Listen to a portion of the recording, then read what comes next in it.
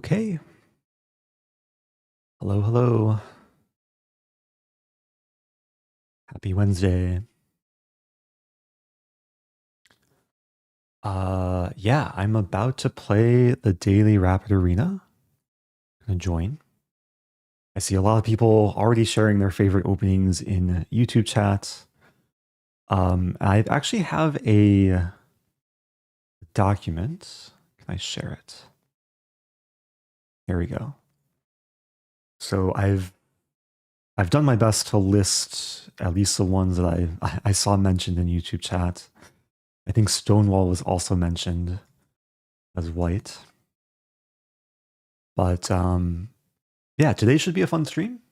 I'm going to play the whole daily Rapid Arena, 2.5 hours.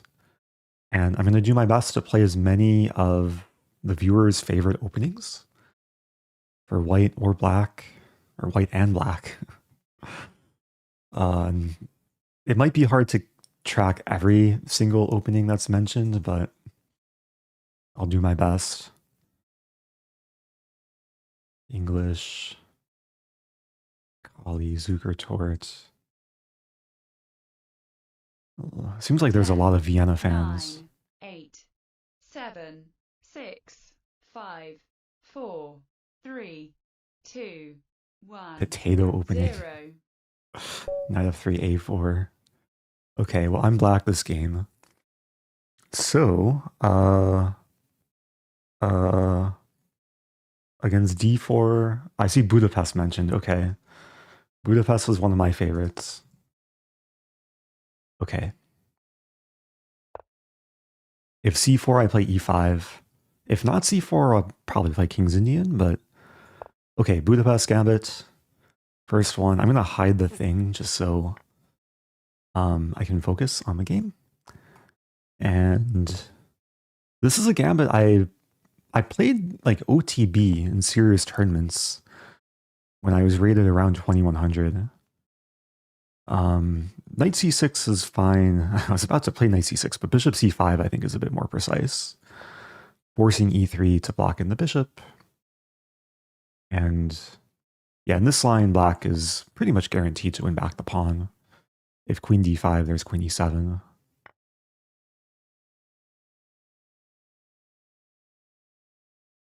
So this is a very, very typical position for the Budapest. Black has won back the pawn. That's some decent development. I think objectively white is still slightly better, has a bit more space with the pawn on c4, but it's still very playable for black.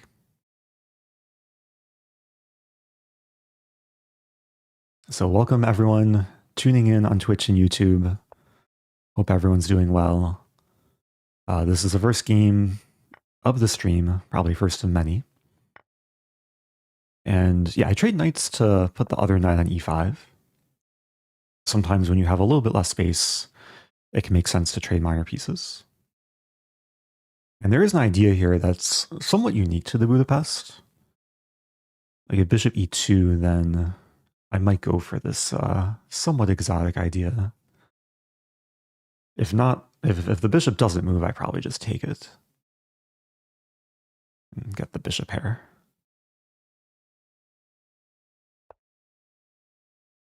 Yeah, so I'm going to play a5.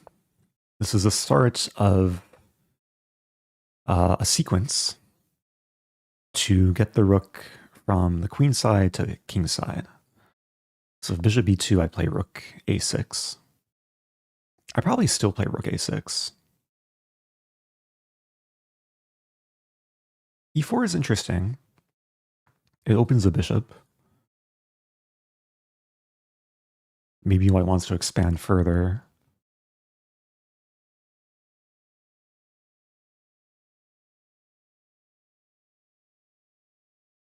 Like white might be preparing king h1 and f4, and then the knight has to find a new home.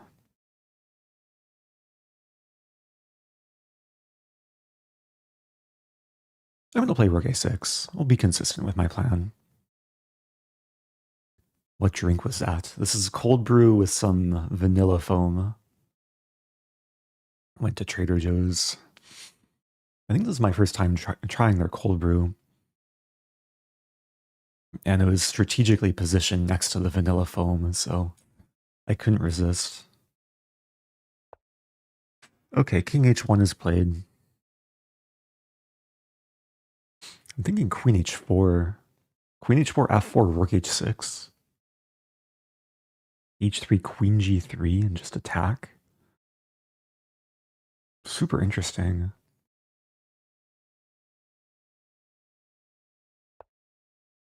I mean, this is one of the fun things about the Budapest is sometimes you can play in such a style to just go straight for the kill in the middle game.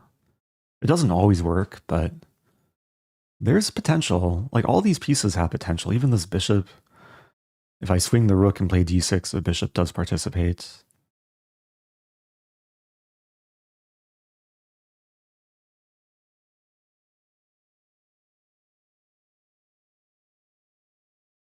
My immediate threat might be bishop takes f2 and defended pawn.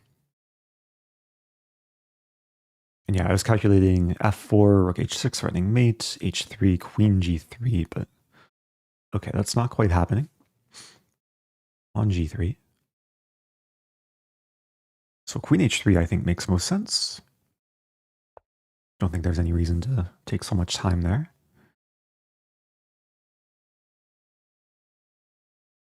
And again, f4 would probably allow this. So white plays knight d5, hitting c7, which is a little bit awkward to defend.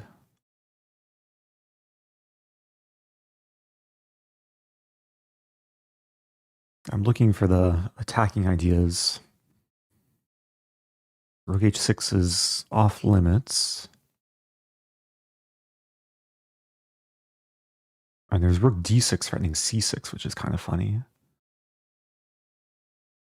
But white is also having ideas of knight f4 I have to be careful of. Which almost traps a queen.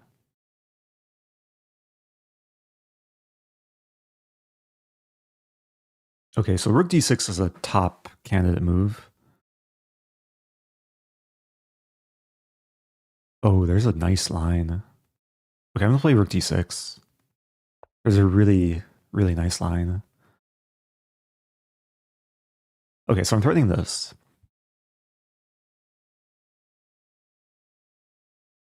I'm gonna keep my mouth shut for a moment. I don't want to spoil the nice line.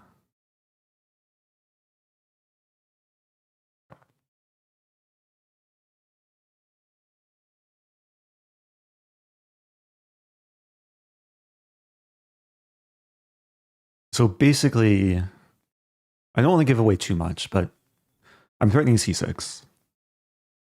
And white doesn't have too many options to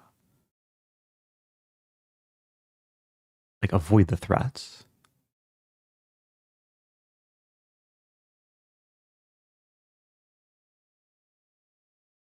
I don't want to say any more. I just want to wait for my opponent to move first.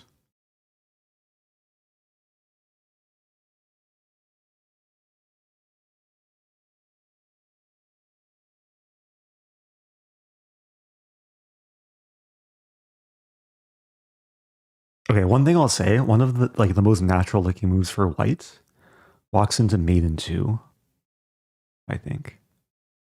Maybe maiden 3.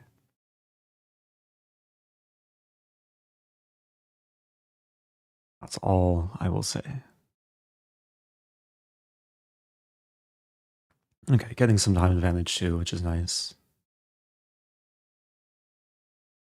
Not every day you see a rook on d6 in front of the d-pawn so early in the middle game. I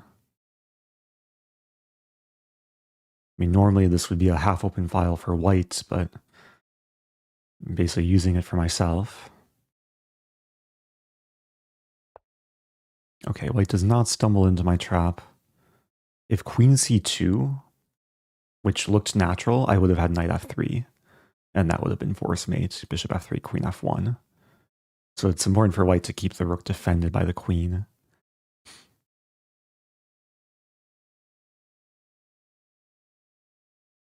So this is still a concern. I should have been calculating. Queen e1 makes sense.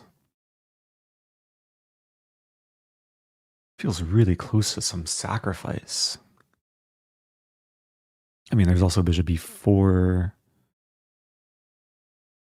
I think bishop b4 forces knight takes b4, pawn takes b4.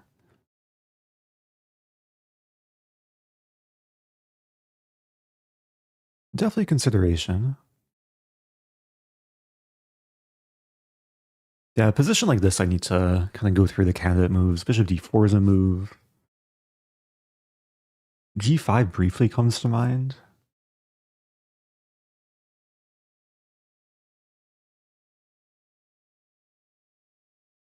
I really want to distract the bishop and then rook h6 with mate, but yeah, bishop a3 is too slow because there's knight f4.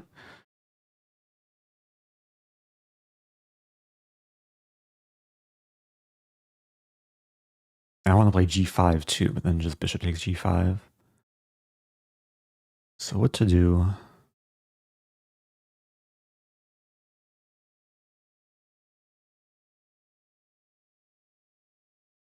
Considering the sack. So takes.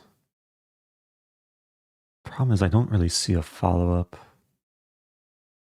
Like d6? Nah, f-pawn moves.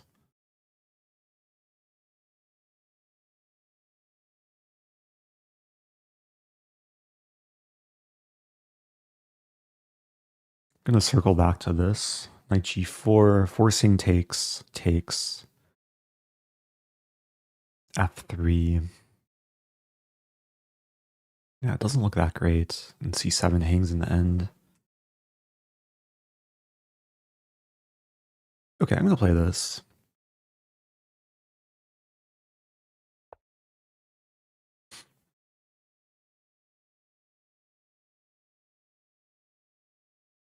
I'm not super enthusiastic about giving away the bishop, but I think it's a fair trade for me just to get rid of this very powerful knight. And if the queen moves back to the d file, then I have c6, I think. I mean, there might be some weird lines like queen d1, c6, knight f4 hitting this queen. And then take, but that should be fine for black. So I'm probably expecting takes. And then like, white develops a bishop. Bishop f4.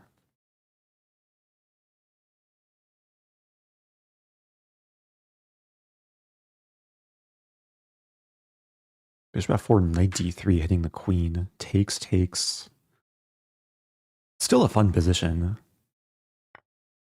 Not easy for white to remove the queen from h3. And long term, light squares are very juicy. Like if this bishop can somehow get into the game, like b6, bishop b7, could be nice.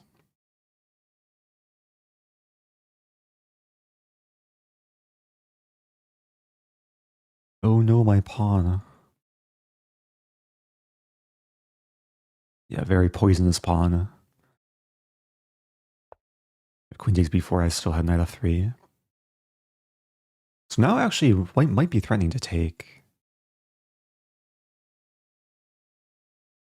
I was calculating this.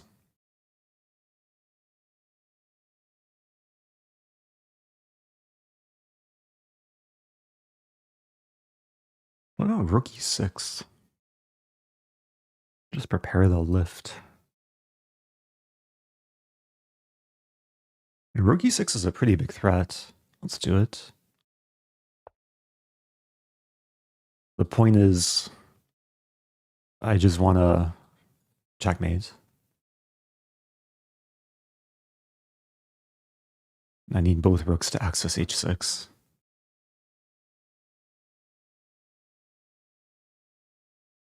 And if bishop takes e5... Oh wait, bishop takes e5... Rook h6 does not force me because g4. Okay, white plays f3. So allowing for queen f2. Okay, now I probably play knight d3.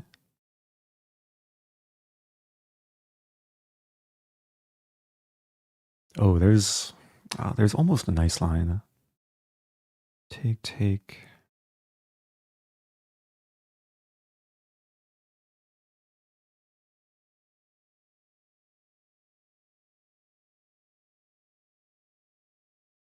Gotta focus here.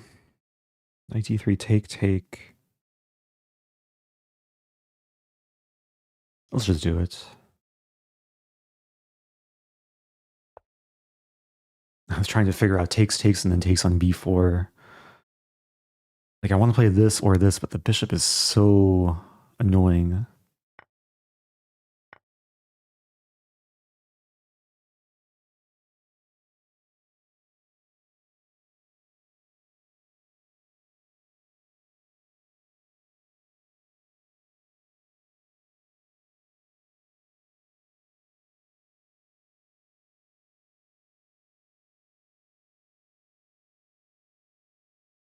Like, I don't know what my next move is after queen takes b4. Queen e2, okay, maybe a safe move. That's also interesting, because it's a little bit stuck. Rook. Rook c3, bishop d2. I think I have to play rook c3.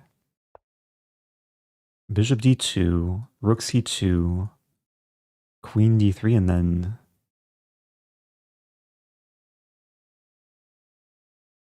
Huh. And then this, and then this, and then this. Worst case scenario, I lose exchange. Now, this bishop still needs to find a life.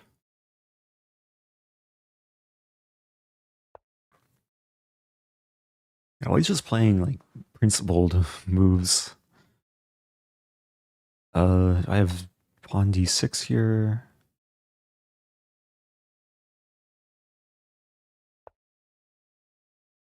I have to watch out for my back rank too.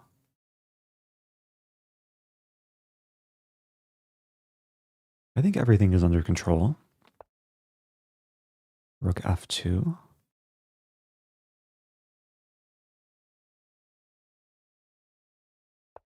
Okay, finally preparing to fianchetto the bishop. I'm dreaming of bishop e7, then sacking the rook. Using the diagonal. Maybe f5 is a resource too.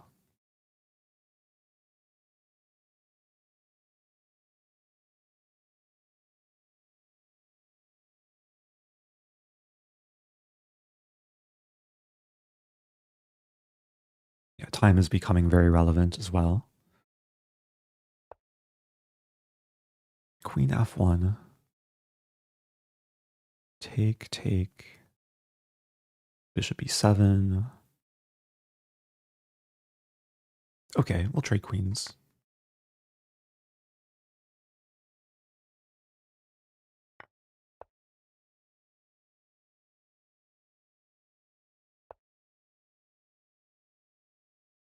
Ooh.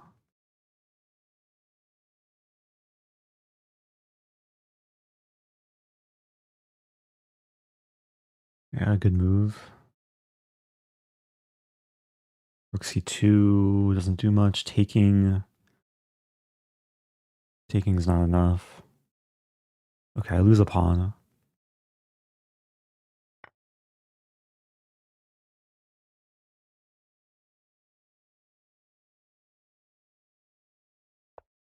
Can I win it back?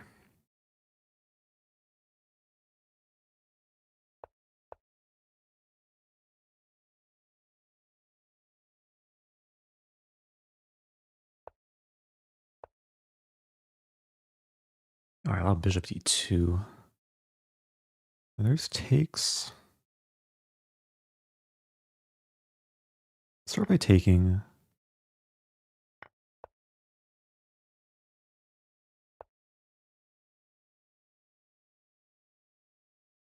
Yeah, white's solid play kind of paid off. Really did not get much. Down a pawn here. Let's keep rooks on the board.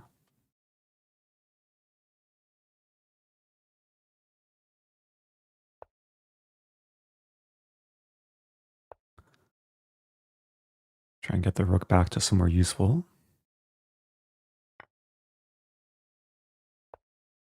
Good move. I'm in some trouble, actually.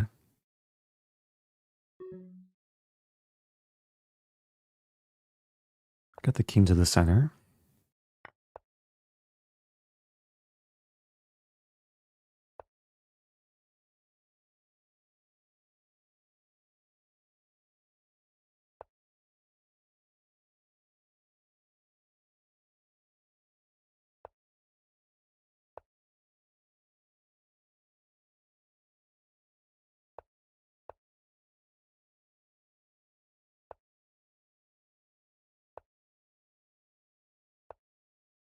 Oof. I have this move.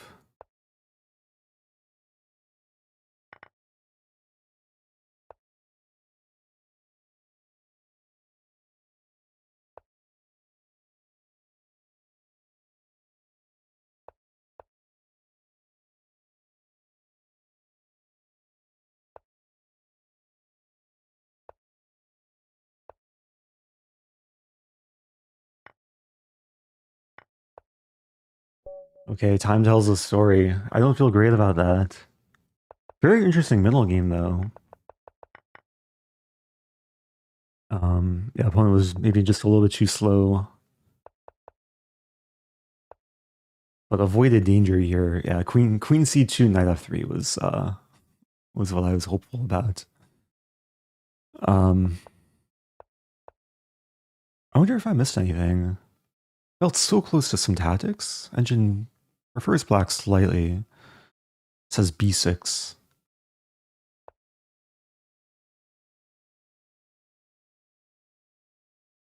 I was scared of knight f4, but b6, knight f4. Apparently, it's okay to allow this.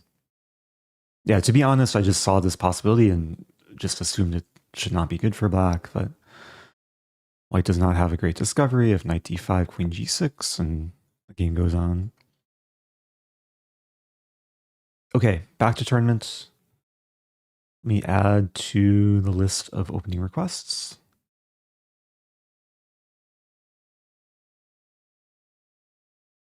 Sorry if it's cut off a little bit. There is a request for Stafford. Let's play Alekhine. Let's play an Alekhine. I'm black again. I saw a few people requesting Alekhine. I think one person mentioned O'Sullivan. Knight c3 is maybe an offer to transpose into a Vienna. I'm going to play d5. And this could transpose into more of a Scandinavian type of line.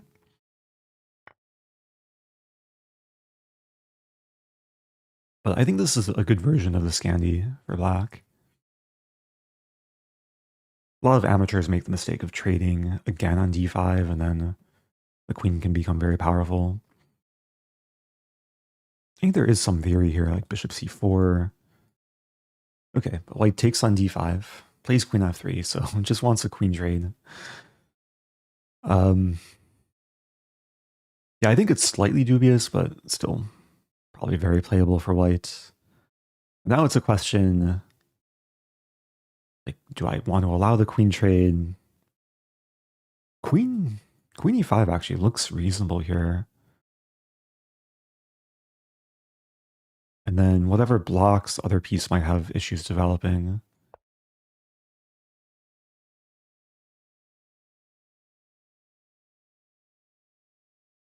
See some people want a French attack. I'll add that as well.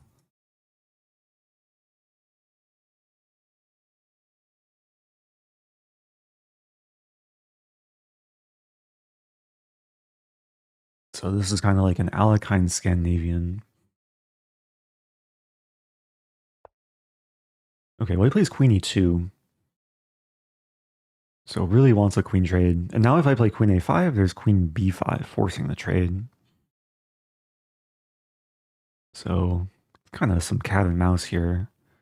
Maybe I'll play queen f6. Ensuring the queen trade is not forced.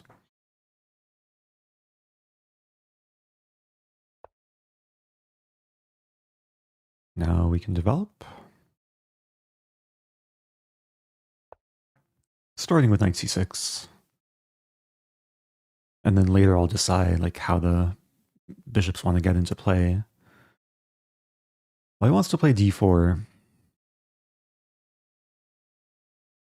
which isn't easy to stop. e5 just kind of walks into d4. I could play bishop g4, d4 castle. It's kind of interesting. Or even consider taking and ruining the pawn structure.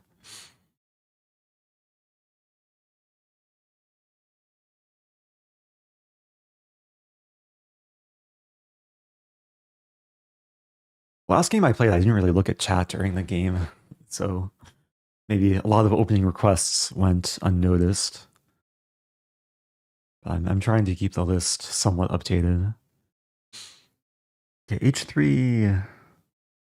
I could take right away. Play very positionally. Take, take, take, take.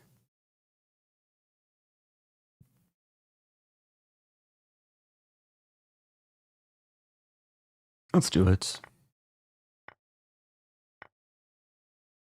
And just castle. So white gets the bishop pair.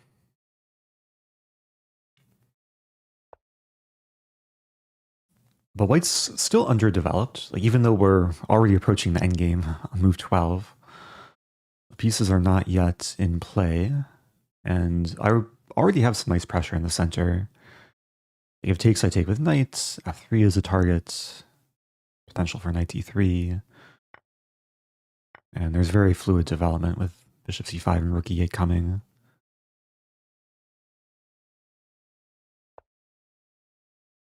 Okay, delayed bone cloud.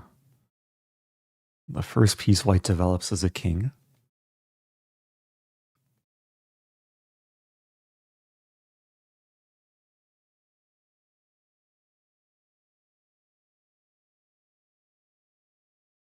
Yeah, what to do?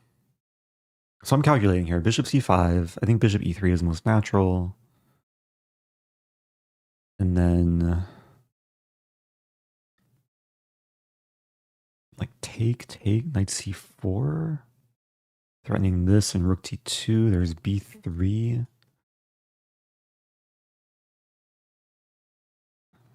b3, rook t2. I don't think works because king e1.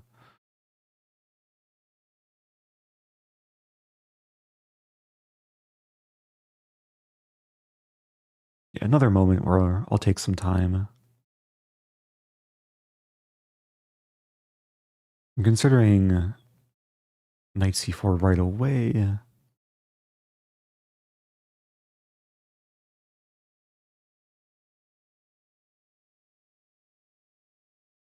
Oh, bishop c5, bishop e3. Take, knight e3. White should probably defend b2, so b3. And then rook e8.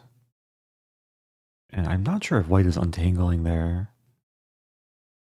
Because if rook d1, I have knight f4. If e4, I have f5. Okay. Maybe it wasn't super necessary to calculate so deeply, but it is nice to have an idea of what's going on.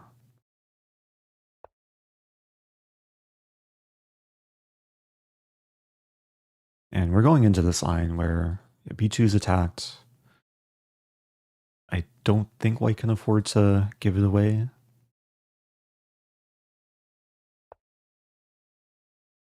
Yeah, so this is exactly the position I was expecting.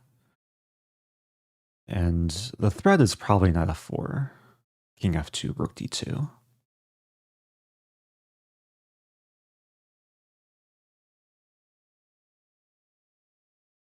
And I don't know if white has a great way to deal with that. I think very likely I'll end up winning a pawn with just a dominant position. I see requests for Halloween Gambit. A lot of e4 openings being mentioned. Con Sicilian, Catalan.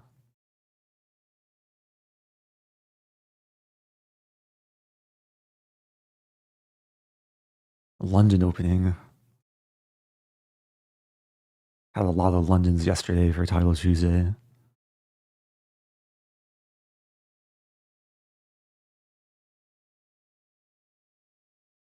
Oh, is there a super chat? Oh, I missed a super chat. Okay, if there's a super chat, I'll put it on the top of the list. Portsmouth Gambit. Okay. I think that's like a wing gambit, right? Portsmouth Gambit. Yeah, sorry if I missed any... Oh, I missed another super chat too. Thank you, JH, who just said, lucky to catch you streaming live. Welcome back. Okay, I think this wins material. Knight f4. E1 I take with check.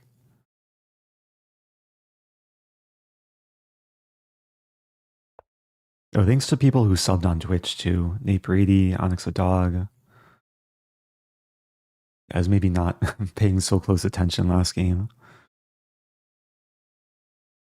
Okay, looks like I'm winning. I'm winning, okay. Point resigns. Yeah, I got a nice position. Engine likes bishop e6, interesting. Queen e5 is fine.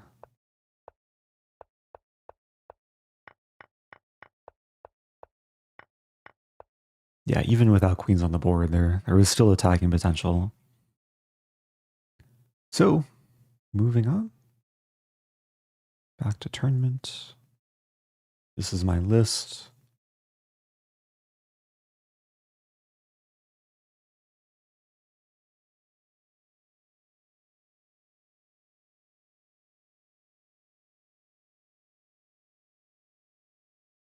Okay, I'm moving this to the top of the list. Also, I'll cross out... I'll leave O'Sullivan because I didn't actually get one. I'll just write... What did I just play?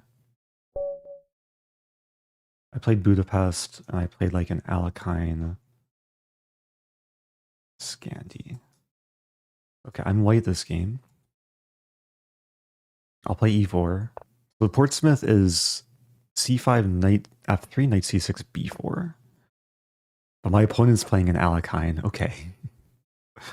I'll play knight c3. I'll offer a Vienna, how about? Like what my opponent did last game. Okay, we have Vienna. I'll play Vienna Gambit.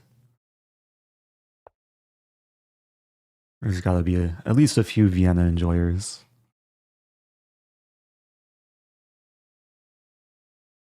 This is not an opening I usually play from the white side.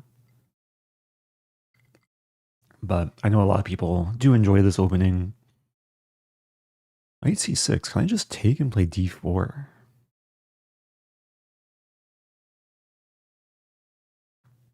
I feel like black already made some mistake, but maybe this is some line that I'm not aware of.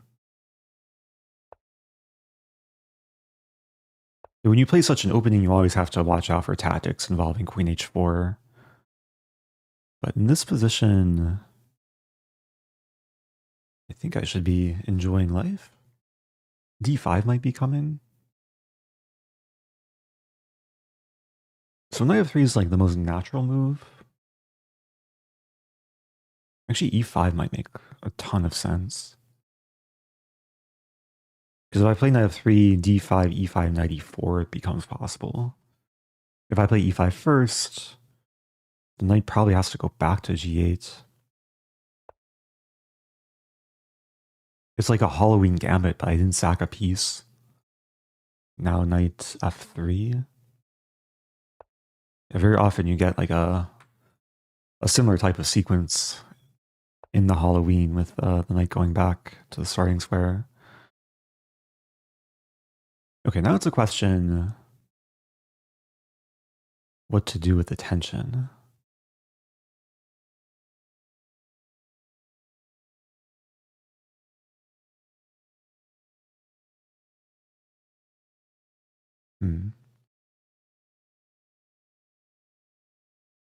I don't want to allow takes in the queen trade. I'm considering gambiting, like bishop c4 take and then castle, target f7. I have 6, I take with a knight, take. One possibility. And there's also like bishop c4 take and then queen e2, which looks very pleasant. I'm going to start with bishop c4. I'm prioritizing development. f7 is a definite target. Okay, I want to be considering tactics now, like bishop f7, king f7, knight g5, which I don't think works because queen takes g5, and then it's just a queen trade where I lose a piece.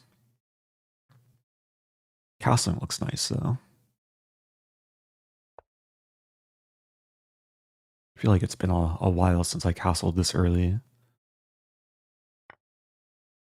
Been having this habit of delaying castling in recent games. Now do I have bishop f7? Take and then take with a discovered fork. Let's do it.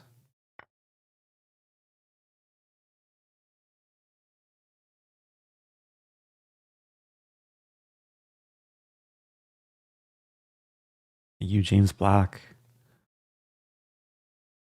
500 bits. What does work when Rosen is live? How many people are multitasking now? Like doing work and consuming chess content?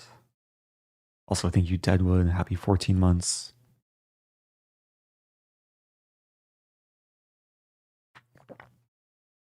All right, let's take attacking many things.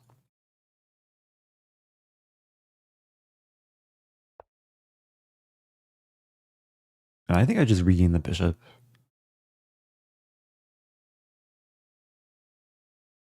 This is a question, do I take with knight or queen? Probably queen. Offer the knight trade. Wait, it allows some stuff. I have takes, bishop c5, king h1. I was like having some hallucination in some distant lines where I can try and castle, but the king has already moved twice, so Black cannot castle this game. Ooh, it's so close. It's so close to mate. I think I just take the knight. I should calculate though. And there's also queen e6, queen e7. Let's calculate this. Rook f6. If queen f6, queen d7 is mate. So rook f6, pawn f6, knight g6, h e6, queen g6, king d7, queen f5, king goes back,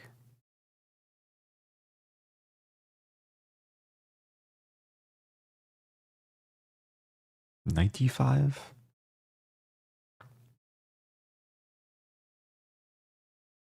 It is a sacrifice, but it's probably worth it. Anything cleaner?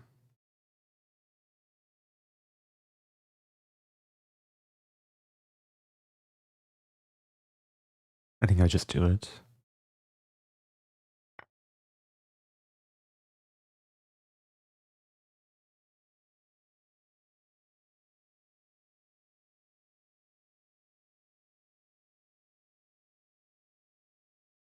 I see the super chat from Lawrence. Hippo, black or white? Okay. It's an easy request to satisfy.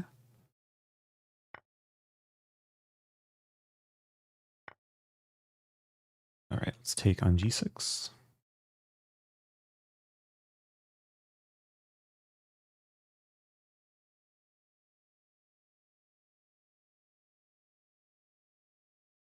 Another super chat for Alekhine's defense. I didn't really get a true Alekhine. Despite my last game and this game starting with Alekhine. Both featured knight c3 on move 2. Okay, so this was essentially my calculation. If king goes back to e8, knight d5, which saves d4. Okay, probably here knight d5 anyway.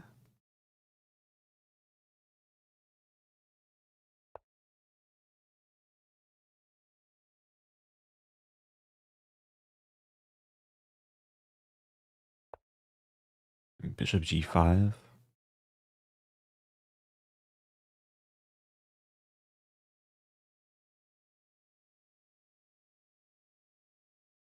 It's not actually super clear.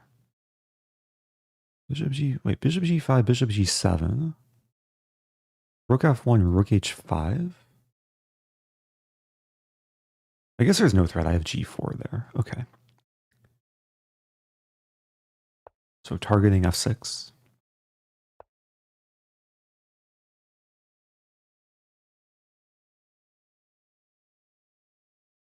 Really targeting f6.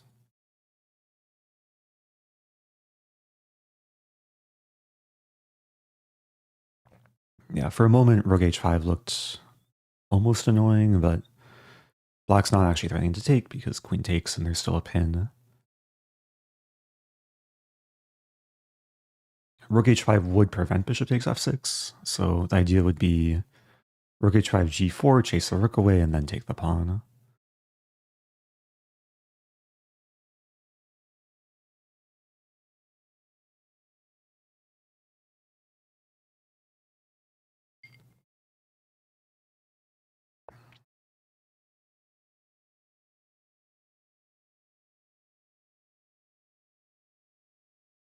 Briefly considering other options like taking. No, let's just play this.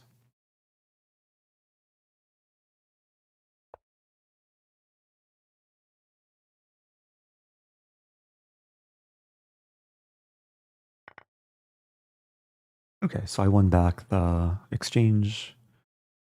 I'm up 2 pawns. Still have some pressure.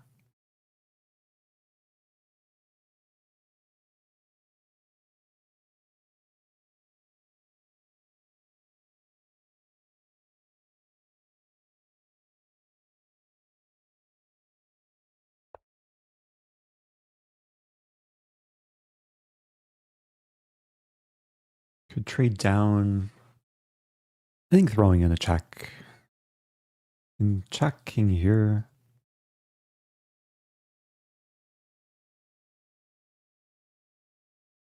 Can't take too much time.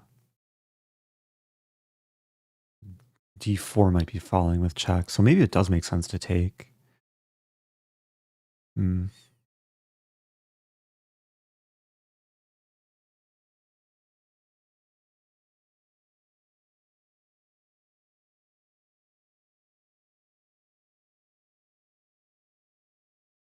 As much as I don't want to take.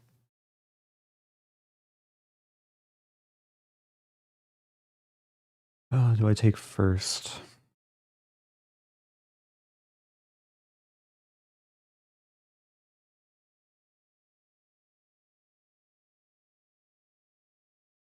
I'm just looking for ways to keep the attack. Maybe 93?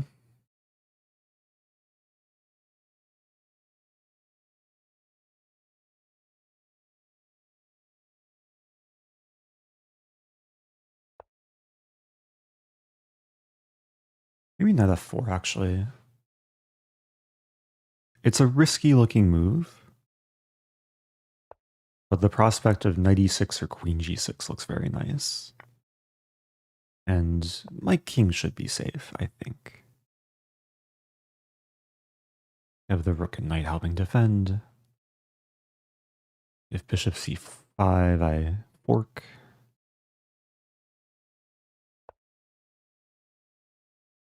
That's a defensive move. Opponent's resisting. Do I have this move? Knight can't be taken. This actually looks really nice. Bishop c5, I just take it.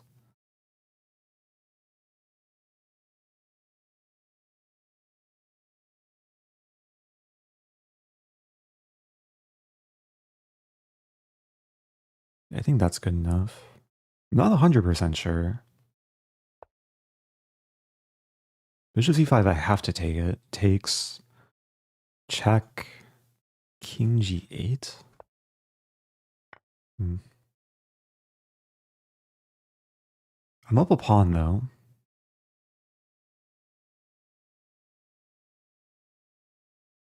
Check, king g8.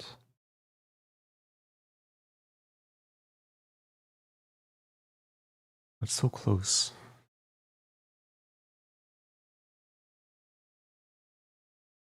Let's play this.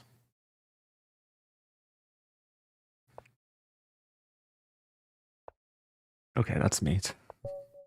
Made me sweat a little bit. King g8 puts up more resistance. I think I was going to play queen f5. Queen h5 is stronger. I did begin to calculate this, and then I wasn't sure about all the checks. Apparently this is winning. Okay, yeah, I had to work for it. I took some risk, sacking material, which was the best move. I actually played like most of the top engine moves here. Engine burgers, rook e1, which I should have considered. So I was in control the whole time. Okay. Well, GG. Let me show the list again. So that was a Vienna Gambit. So I guess I've only played 3 games so far. Yeah, we had the Budapest, Alekhine / Scandi, and then Vienna. Hippo, Smith Mora also being suggested. Okay, I think I'll play a Hippo. There is a super chat for it. Okay, let's turn this off. And it doesn't really matter what I start with playing the Hippo, so I can start with like e6, b6. Interesting. Bishop f3. So the Hippo is basically this setup. Do I go for g5? Kind of tempting. This is purely a setup-based opening. f4 might be coming. And now, do I strike in the center? Maybe I'll just complete the Hippo. We'll see what white is up to. Castle.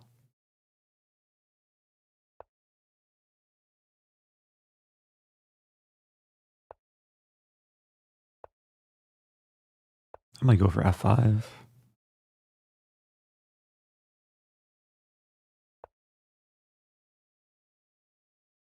So we both berserked, meaning this is a blitz game. If I win the game, I get an extra point for the tournament standings. g4 might be coming. Do I play c5? c5, d5, take. Take. Looks interesting. keeping it pretty symmetrical.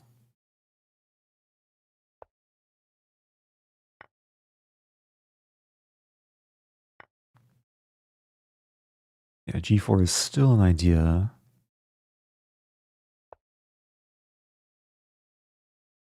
I mean, f5 is well defended, though.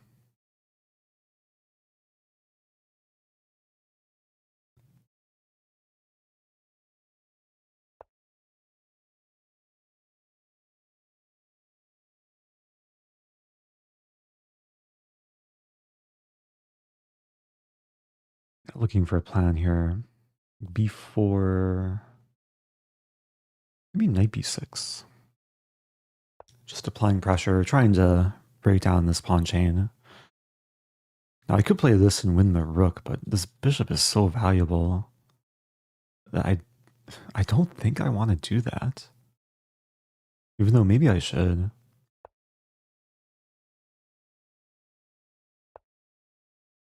Is it worth taking? I don't think so. I think I'll just keep storming.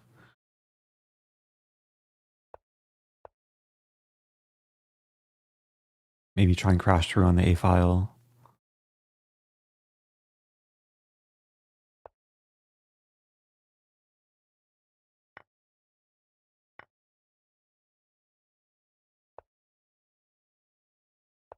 Bishop c1, good move.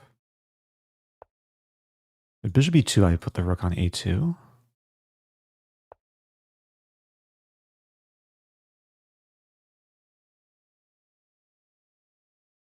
I want to play queen a8 at the right moment.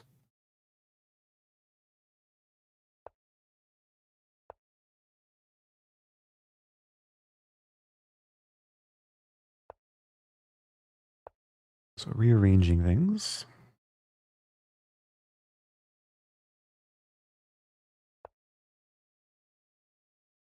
And bishop e2, I probably don't mind trading.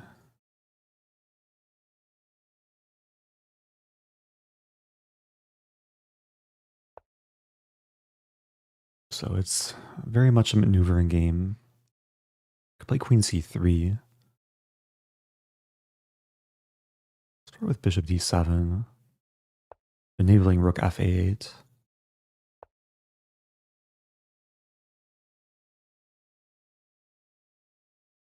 And now let's trade queens. If white wants. White could avoid it. Which they do. And bishop b2 is still an idea. Rook a1. Invading, kind of. Some bishop d4 idea.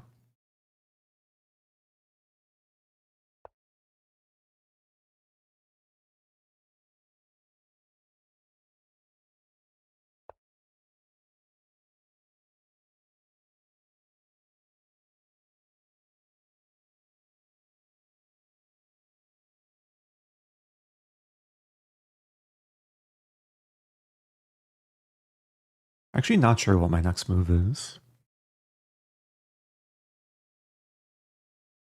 Like, white is defending pretty much everything.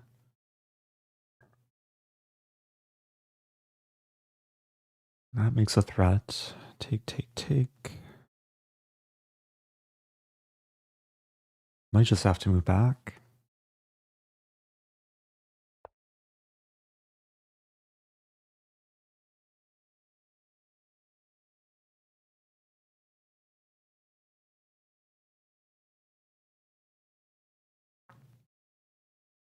So g4, I think I'd take and then maybe take on f4.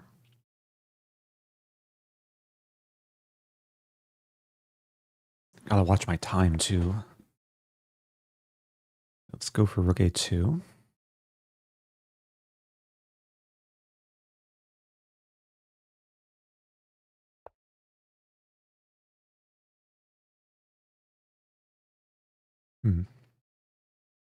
Not easy.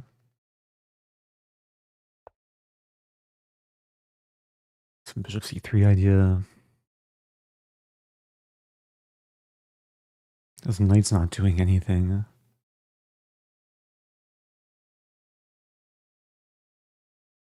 I'd like to have it on a5, but it's very hard to get there.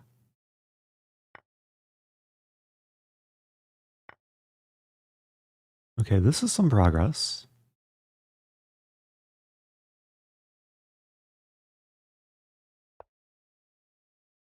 Bishop a4.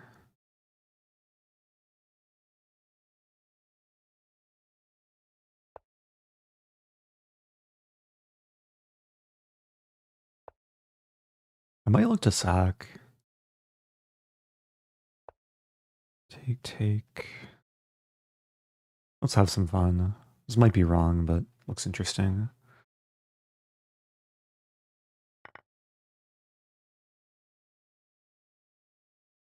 The rook is kind of trapped. F4 is also undefended.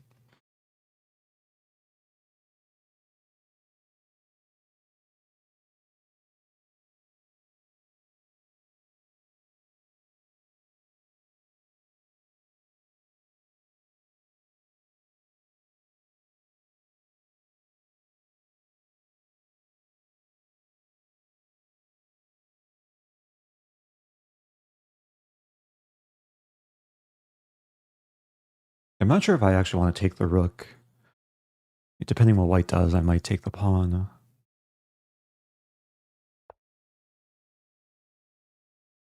Interesting.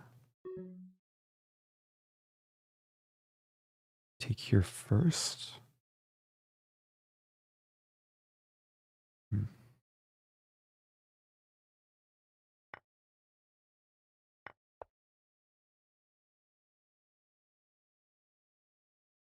Yeah, D1 was hanging. And not exactly what I want.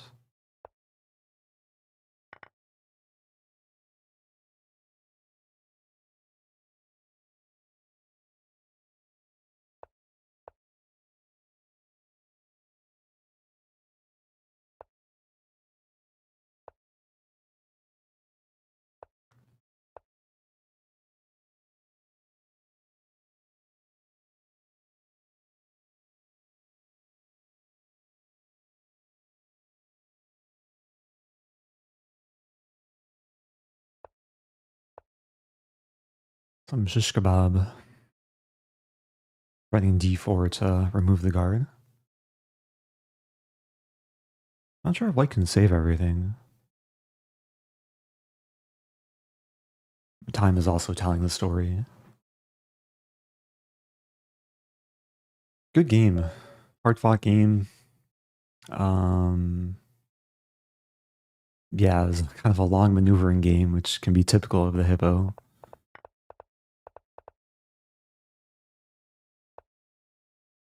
Oh, I should have taken, then played knight b6. Not give white the chance to play b3.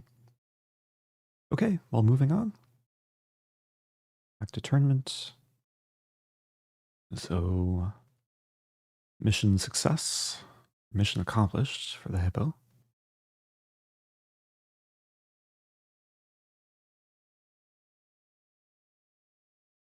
What to do next? I think I'm due to be white.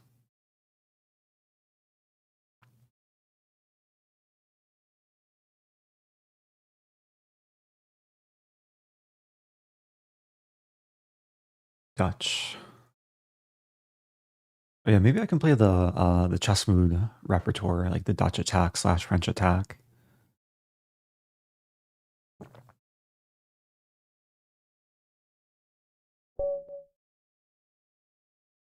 But I am white. Good luck to Andrew. Oh, playing against a Scandi. Oops, what did I do? Let's play the Tennison Gambit.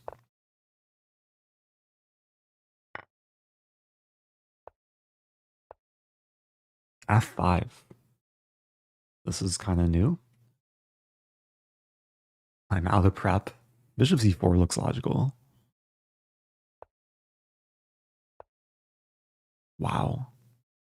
Check. Wait. Knight f7 or bishop f7? Let's play, I think bishop f7 actually Looks more promising. And then knight f7. Almost trapping the queen.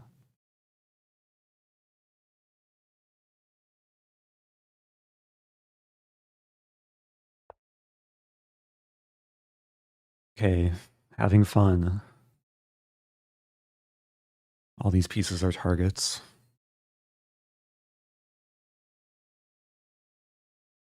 There's queen e8 or queen d4.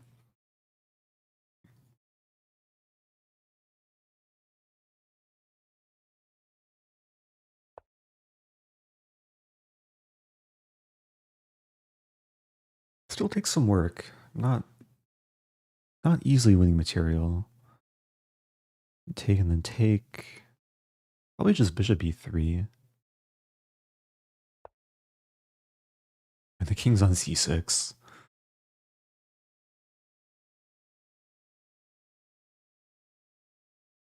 Almost threatening this, but then b5.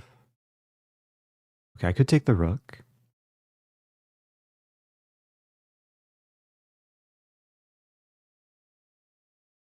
I'm considering other options, like queen e2 first. Maybe queen e2. Just trying to get some mating attack.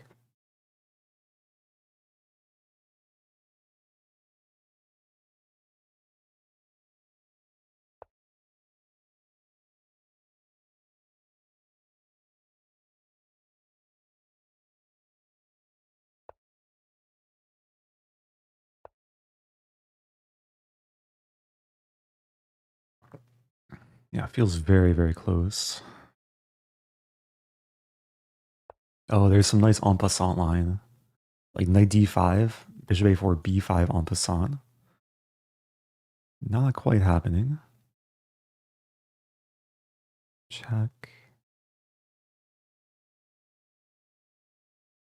Okay, I think now is time to take the rook. Less takes. Yeah, let's take the rook. And knight is still attacked. And if knight moves, then bishop a4 comes. And this is the en passant line. b5, and I'll win the queen.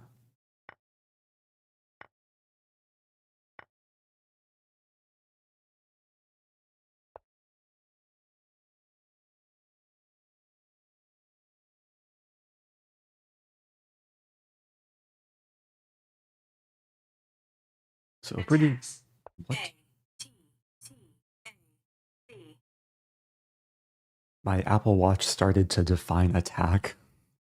I don't know how I triggered that. Let's take.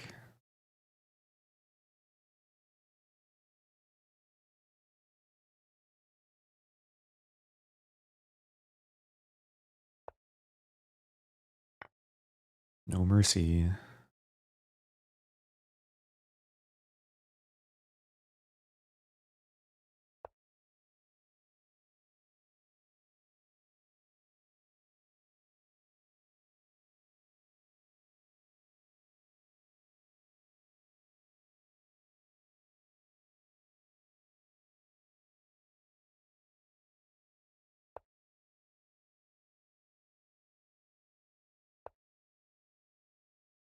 Yeah, it's just a matter of trying to win efficiently at this point. Probably want to bring my knight into the party.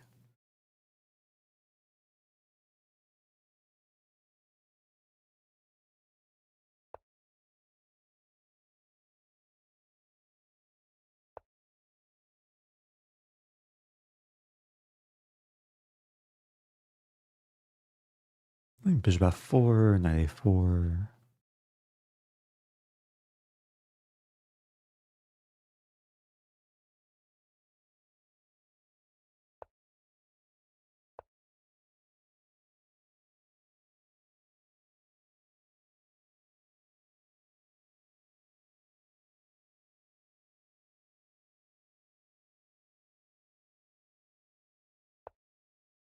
castle after move 40 for a Rosen trophy. We'll see. We'll see. Move 25.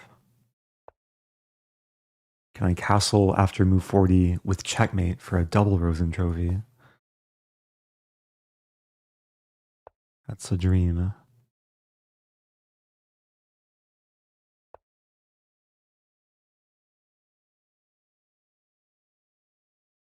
I'm still trying to win efficiently, but most efficient way might just be to make a new queen. Maybe get the rook in. Oh no, wait, that's a good move. I'm gonna lose castling rights very soon. Bishop a6, wow.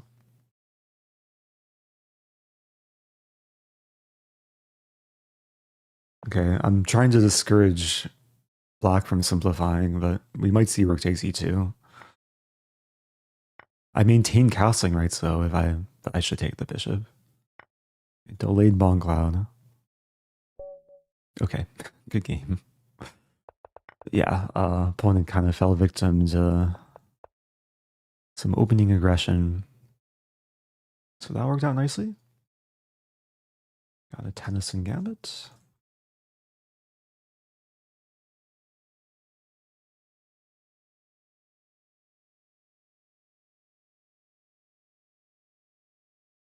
So there was a super chat for Wing Gambit for Sicilian, also known as a Portsmouth Gambit. And Larson opening. I think that's 1b3, right? Cow. Schlechter versus French. That's bishop d3, right?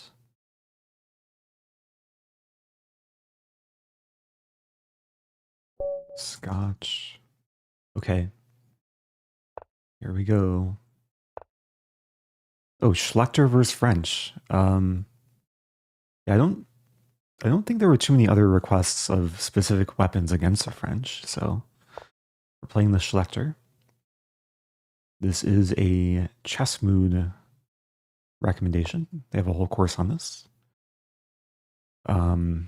Which I watched some of. I actually played the Schlechter like once OTB in a pretty serious game in Biel.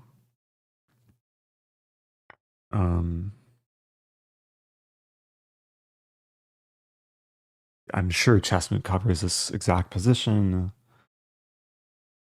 Am I supposed to take? This is not a main line. And Queen takes d5 is maybe a bit more common.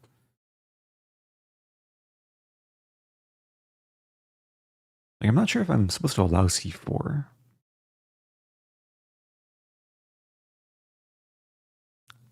Because knight f3, c4, bishop e2 is maybe playable.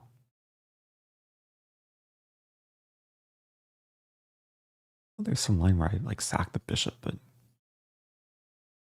it's probably not it. Okay, yeah, I'm taking time here trying to figure it out. And there's bishop e5 as well. I mean, take, at f3, and we play an IQB position. Looks fine. Maybe even queen e2 to start. Actually, can I play queen e2 now? Queen e2 now is interesting, because queen e7, then I take. If bishop e6, that's probably a good inclusion. I'm going to play queen e2 now. It was not the first move that came to mind, but it's one of the most forcing moves.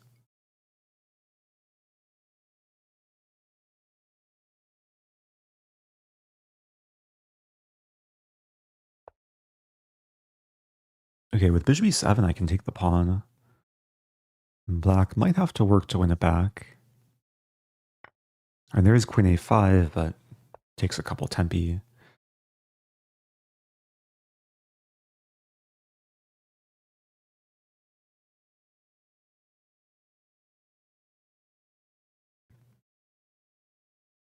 Okay, let's develop. Try and manage my time a little bit. Bishop e3 first. Rook e8's coming, so yeah, I guess this makes sense for black.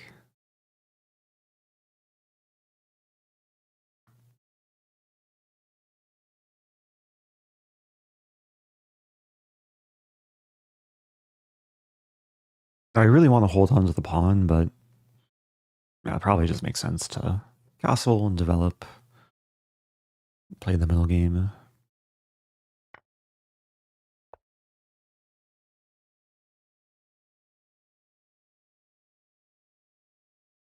This pin is nice.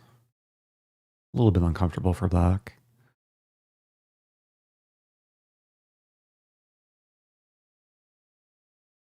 I glance at chat and I see request for Grunfeld, which was not on the list. Reefer Gambit, I do not know what that is. Along with the buffered Gambit.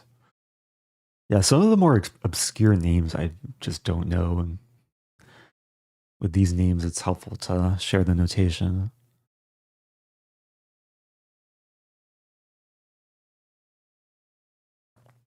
There's a question, where can I get the t-shirts with the print "Oh No My Queen"? It's shop.iamrosen.com.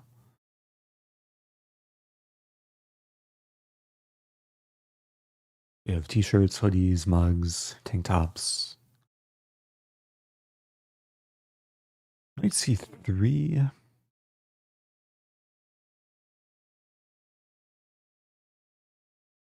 This could get sharp. Like knight c3, bishop g4. And then knight d4 is a threat. It might be worth spending a tempo to play h3.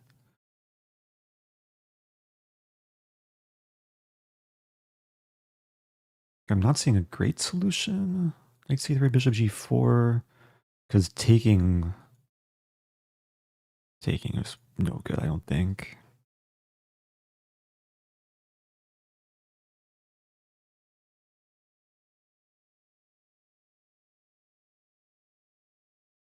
Queen d6 is coming. Oh, it's not simple.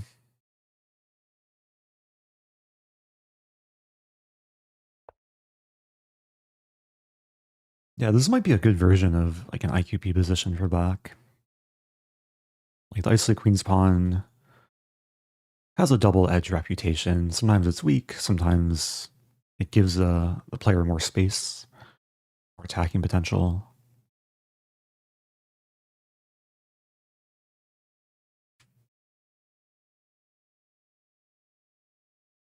Because white, I just want to play positionally.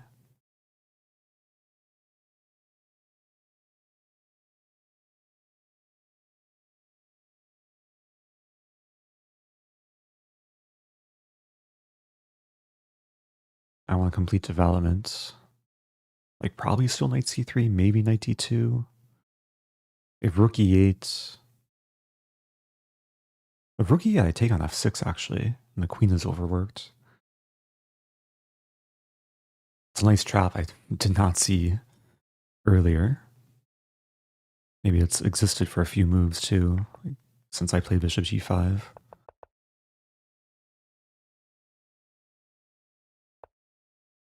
g5. Tempting me. Do I sack? Take, take, take.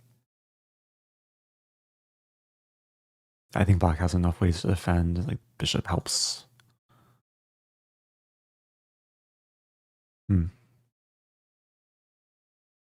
It is tempting though. Take, take, take.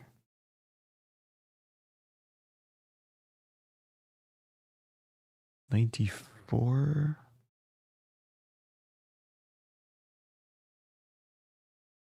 Let's say bishop e7. Queen f3. Knight e4. I might do it. Bishop g3 doesn't look as fun. Like g4 and then I get attacked. Objectively, this is probably the wrong decision, but Okay, we'll see. I get 2 pawns for it. At the very least, there should be some practical chances. Got the 2 bishops.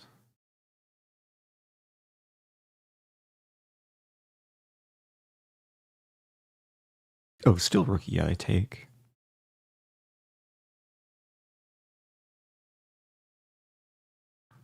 There's this move, which could be potentially annoying. And I can't actually move the queen forward. Although maybe queen e5.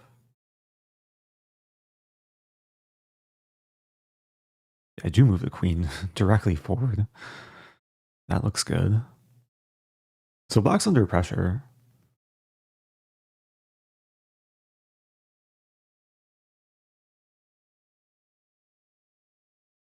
It's a very common occurrence in certain openings, like especially in Italian, where one player expands their kingside pawns and then other player has to decide whether the sacrifice is worth it. Very often it's not worth it, but sometimes it's playable and then both sides will have chances. So queen d6, very logical, breaking the pin. First thing I'm considering is taking queen h5, but then queen g7.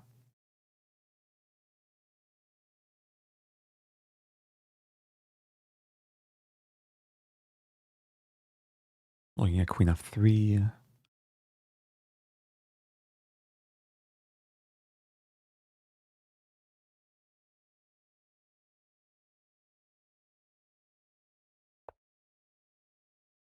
Attacking the knights.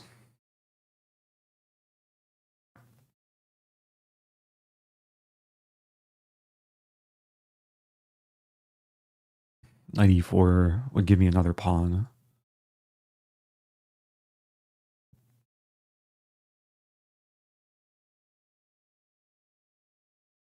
I'm also enabling bishop f4, which could be useful in some lines. Bishop f4, then queen g3.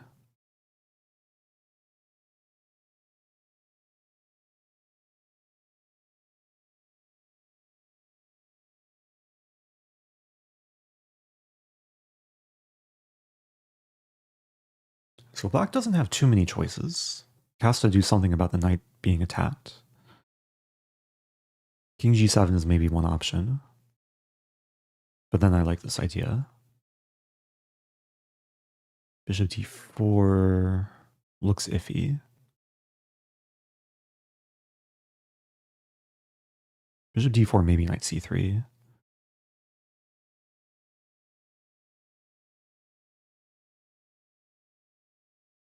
So I'm going to try and calculate this deeper. And if takes, it looks playable. Knight e8, okay. That's not quite on my radar. So, don't know if I want to commit to this. I think knight c3, or even queen h5. Almost winning, but I guess there's f5.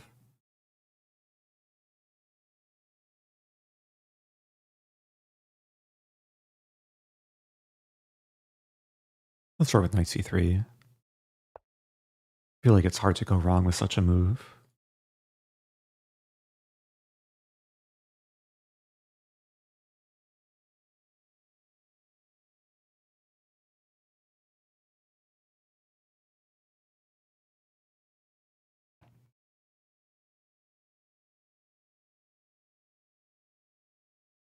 Rooks are finally connected, attacking the IQP.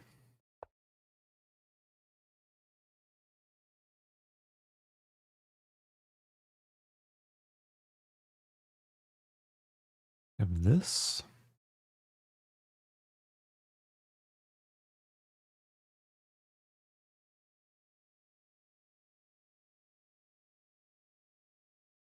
Oh, there's takes. And bishop f4, there's queen g6. It's kind of strong.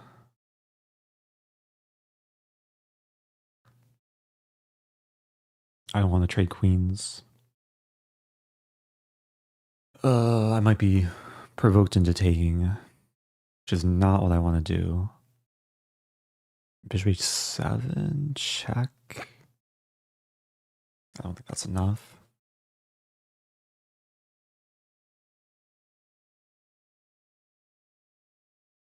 Yeah, good move.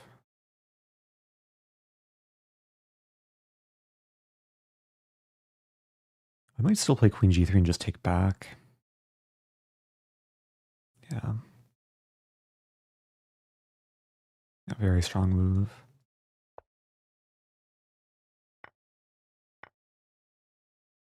So I'm pressuring the pawn, keeping queens on the board. Lost a little bit of fuel for the fire, though. And the king is still somewhat naked. Bishop is staring into empty space.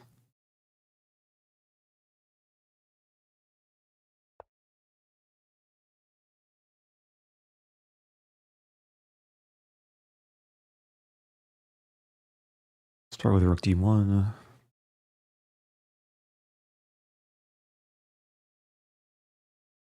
Time is going to be relevant too. I might look to play king h1 and f4, which would enable f5 and maybe even queen g3. Could take as well. Start with this.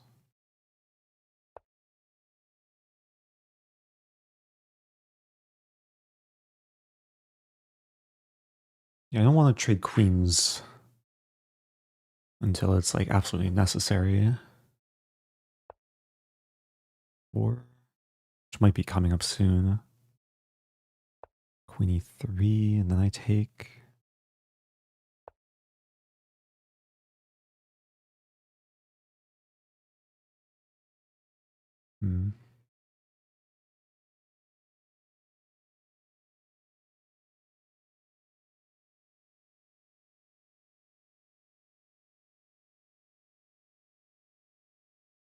I think I just take now. Still some attacking potential. If takes, I take here first. Bishop g2. Yeah, bishop g2.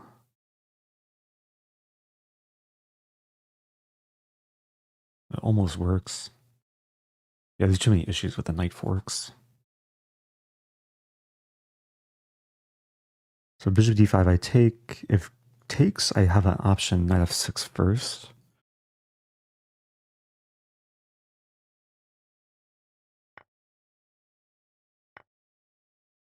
Okay, so 3 pawns for the piece. Bishop f6. Threatening this. And the attack is still happening. Kind of. That's a move.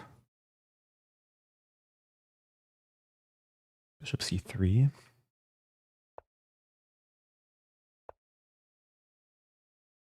Yeah, f6 is coming.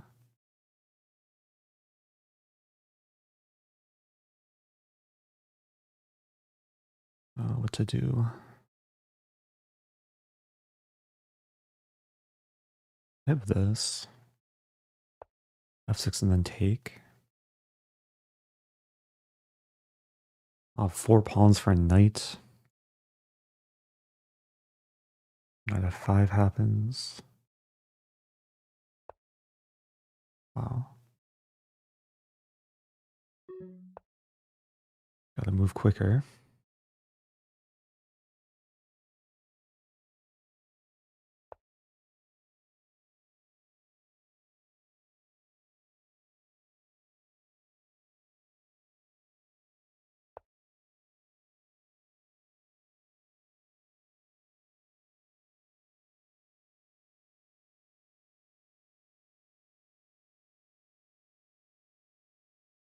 Bishop covers e1, which is important.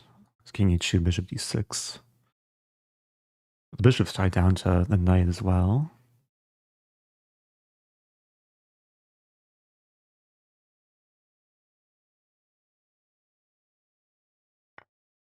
Wow.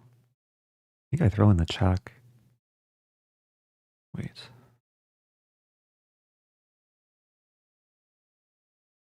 Oh, it's not clear.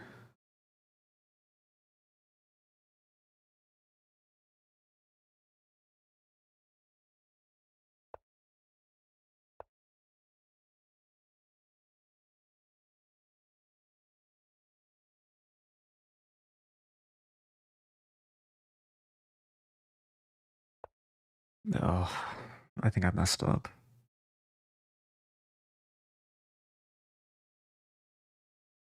I messed up. Is it force mate?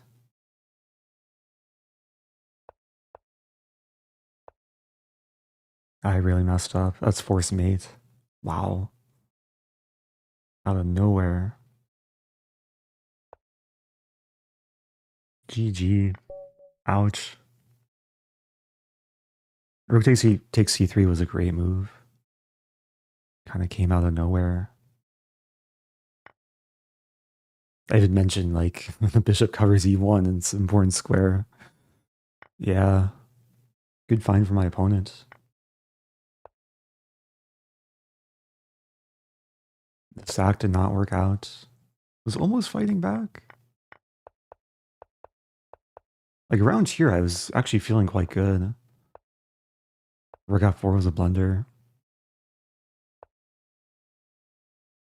Had to keep the back rank covered.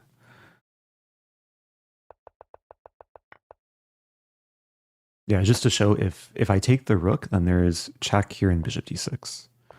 And I'm just losing. And this probably would have been a slightly better chance for me, but what to do? I'll check the opening. Queen e2 is not the right move. It's playable.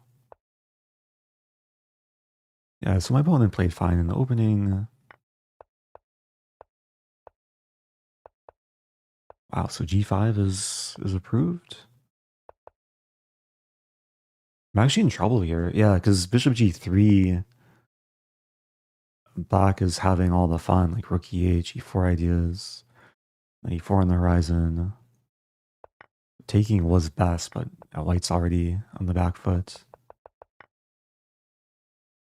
So next time... Okay, according to Master's database, knight f3 is the right move. c4. Play this position. Probably go for b3 soon. Okay. Okay, back to tournament. First loss. I played the Schlechter. Need to watch more chess mood content on that. Let me cross that off. What opening to play next? Caro Khan is not on the list.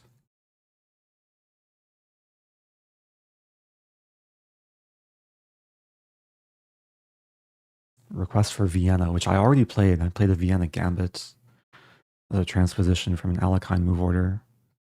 I also played Budapest Gambit. Maybe some people joining late have not seen the previous openings. Pirc, King's Indian Defense, or Neidorf? $20 super chat. Oh, from Robert Ramirez. Okay.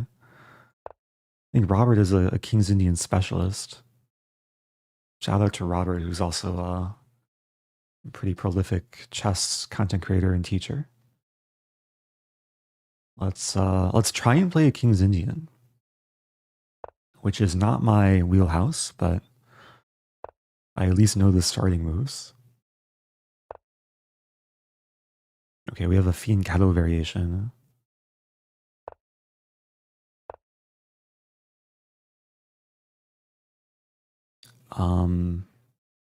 Okay, I'll play kind of traditional d6. And I'll be on my own very soon. e3. Okay, well, white is not playing theory. Like, I think the more common is knight f3 and castling. So this will be maybe a fresh position for both of us. Generally, when you play the King's Indian, there are a few different pawn breaks in the early middle game. e5 or c5. of... I mean, e5 right away actually looks decently justified.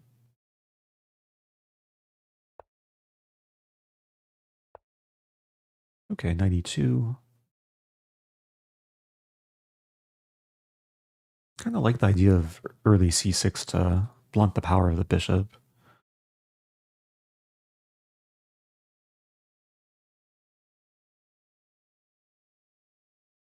There's also the idea of like queen e7, e4, and then there's this like very typical type of attack that you can sometimes get. I'm going to start with queen e7.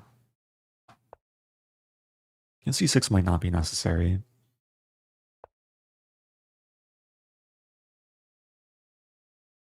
And yeah, pawn e4. Usually e4 is played when the knight's on f3 to kick the knight. I'm not sure how effective it is now.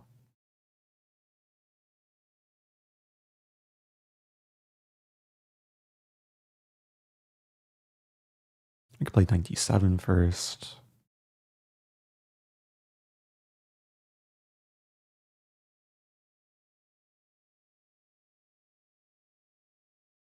Am I scared about the pawn getting attacked? I don't think so.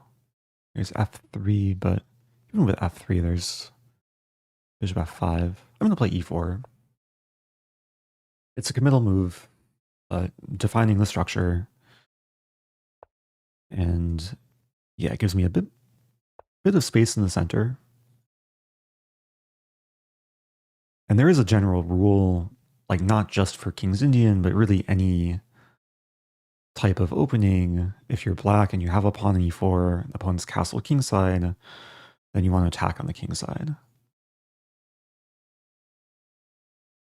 Mainly because there's more space to maneuver and kind of build up pressure. So the attacking ideas probably involve like the h-pawn thrust, h5 and maybe h4. White is maybe wanting some counterplay. So now I'll play c6.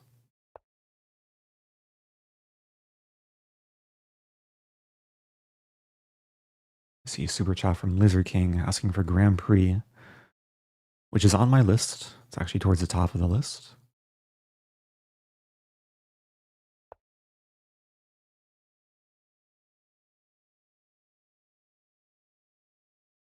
Yeah, usually these types of positions, white will try and storm on the queen side, and I'll try and checkmate on the king side. Considering g5 immediately. Now, one issue with g5, it leaves the bishop undefended, so after knight e2, white is maybe having ideas of this. I'm probably not in any rush.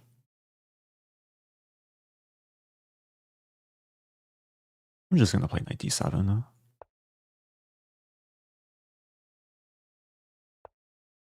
Okay, b4. Now maybe is the time, g5. Like g5, knight e2, and then bishop drops back to g6, looks fine.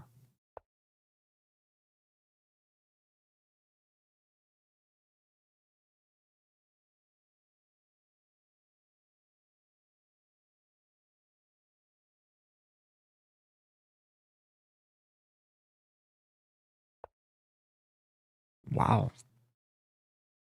Unexpected. That's a move. Was not expecting that.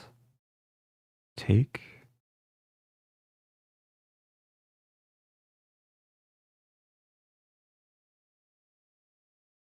I'm thinking takes in h6.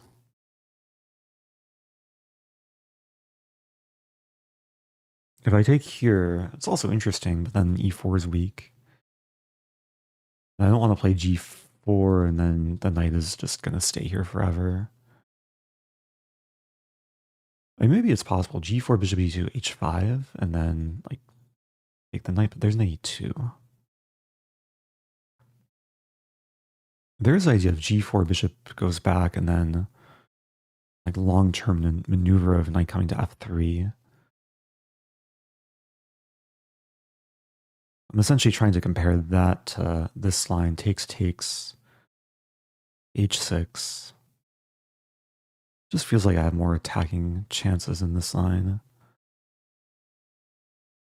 Okay. And the knight gets a bit misplaced. Still taking time. Yeah, let's start with h6.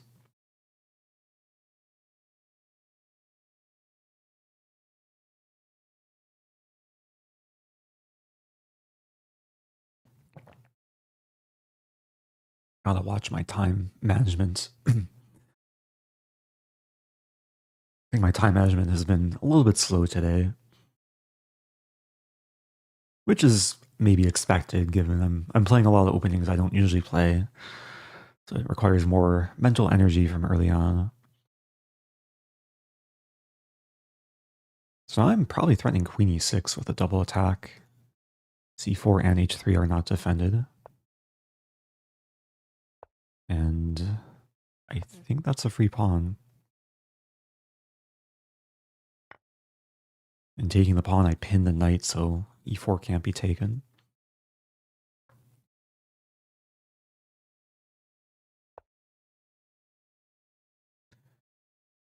Now, do I just go back?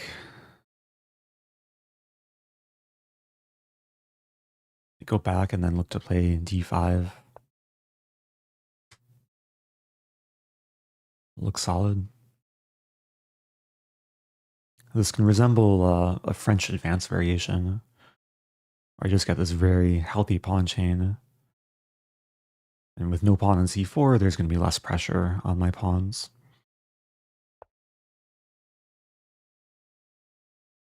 In b5... d5 might not be necessary, actually.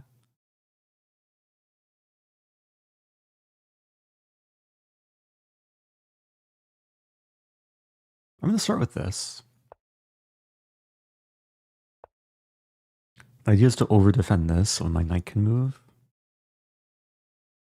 I want to play f5, f4. But if I play this, there's h3. I'll start with this. Gradually creeping my way in. Queen f3 is on tap. f3 blunders a queen.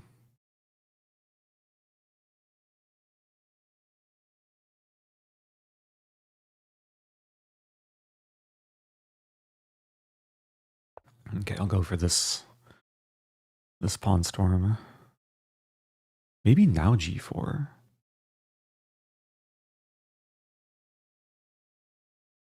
Completely clamping down.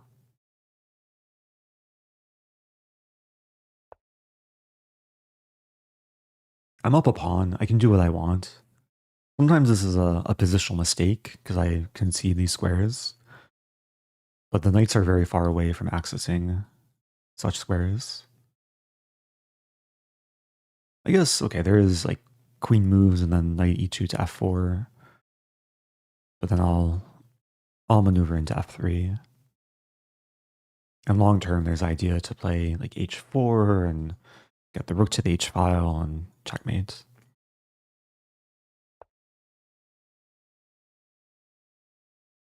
h3 is interesting. Because if I play knight h7, there's h4. Huh. I want to sack my queen, but that's no good. I play h4 myself.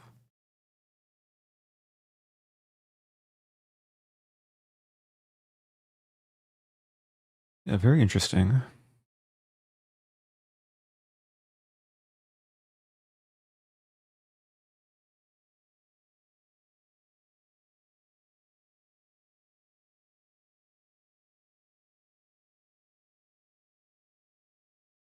Yeah, good practical decision by white. Like what to do.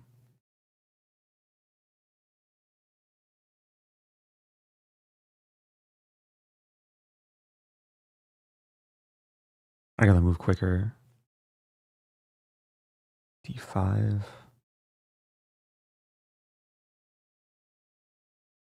Start with d5. Yeah, maybe g4 was a bit too committal. I didn't like the idea of taking and giving white squares. Okay, I think white white just made me very happy by not playing h4. Because now I can achieve this maneuver. The rook does get to h1, but my knight's coming to f3.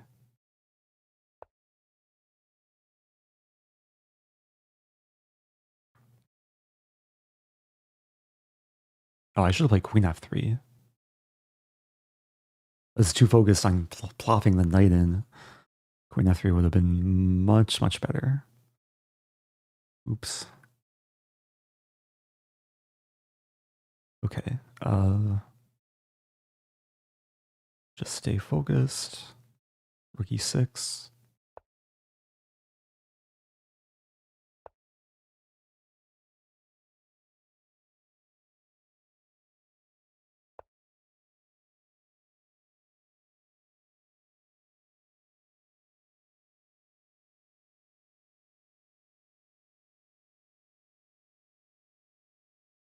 I just get my queen. My queen's almost trapped after rook h5. Thankfully, I have this. Making a mess of this. Oh dear. Yeah, I got a little bit too relaxed. And I burned most of my time too. Gotta get into turbo mode. H4 is coming. White's fighting back.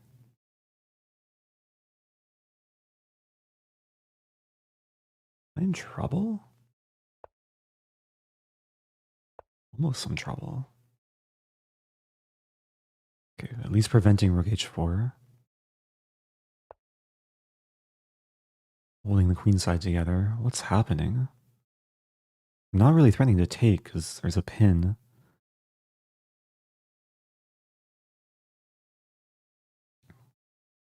I made a huge mess of this. All stemming from having missed queen f3. The karma is biting me. Okay. Oh no, my queen. Someone call an ambulance. But not for me. And not actually oh no, my queen.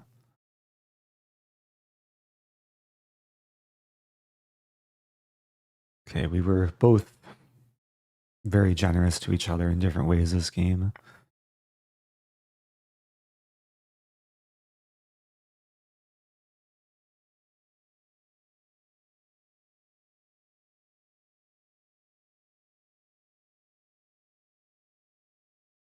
Okay, well, I survived the King's Indian experience.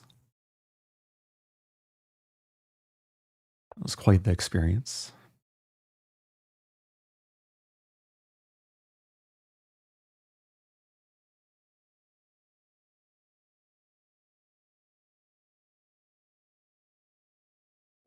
Yeah. Okay, back to tournament. I haven't really paid attention to the standings. Just been mainly focused on one game at a time. Yeah, there's a long list of openings to get through. I think Grand Prix and the Portsmouth Gambit are up there. Grand Prix can be played against like non-Sicilian lines, against Pirc or Modern, which maybe I'll consider. Muzio Gambit. What's a Muzio Gambit? Something within the King's Gambit? Okay, playing e4. Oh, Ponziani as well. If e5, maybe I'll go for Ponziani.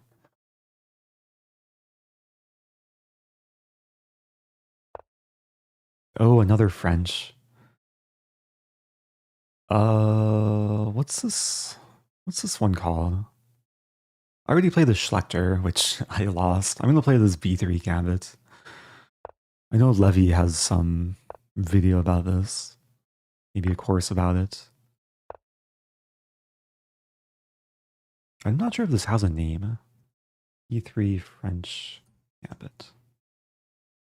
So the idea is, first I have to remember the theory. Is it G4 or Queen E2? I think it's G4 first.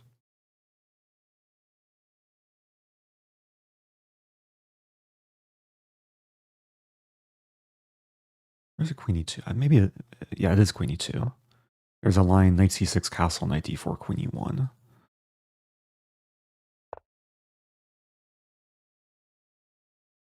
Okay, so the pawn is poisonous because if takes, it's checkmate. I think I have to castle here. And the idea with this opening is white's develop the whole queen side like, as quickly as possible. I could take with pawn, actually.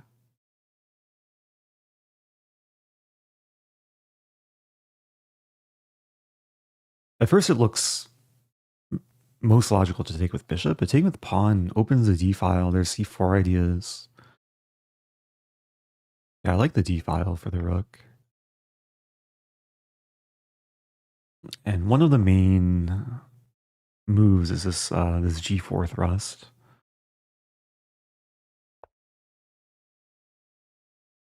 Preparing g5 and bishop g2, and I think it's pretty much impossible for black to save the pawn.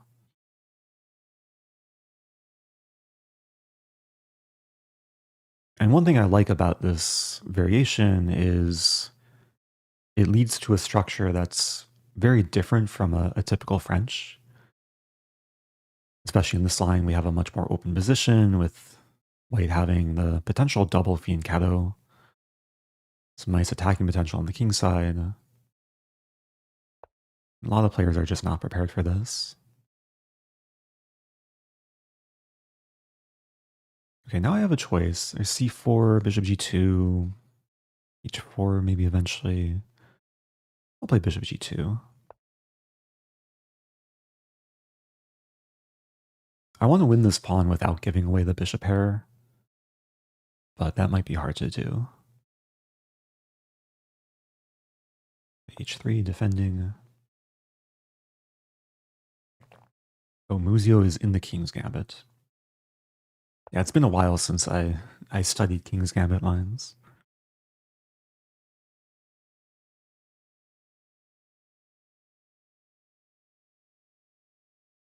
Okay, c4 or takes.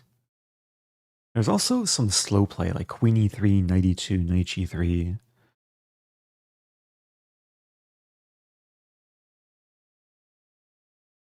I'm going to play c4 first. I think it's a flexible move. It's the only way for the bishop to find life. And now I think I'll take. There is a trap here if, okay, knight d4 is not a good move anyway, but if knight d4, there's takes, and bishop h7 to win the queen.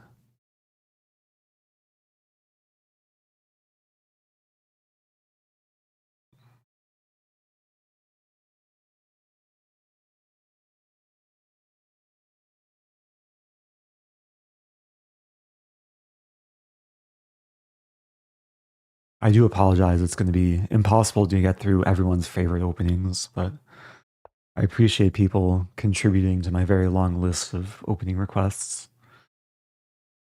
F5.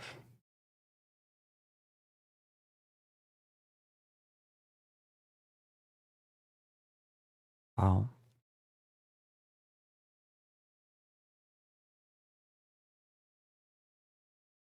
I probably should take. Considering queen g2, though. I guess there's like queen g5 check. I might lose a pawn there.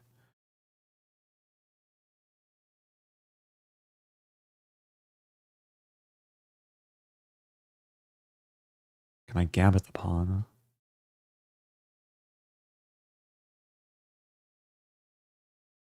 Interesting.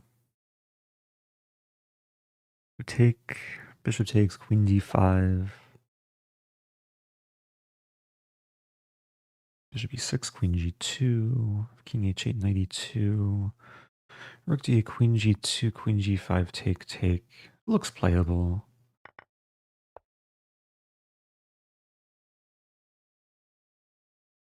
So yeah, the reason for queen d5 is just to bring the bishop back to a less useful square.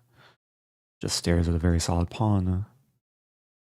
Black could force a queen trade with queen g5. But then after takes, the pawns are a bit weak. Having said that, this pawn on f2 could be weak as well. Black is going after it. Opponent's playing well.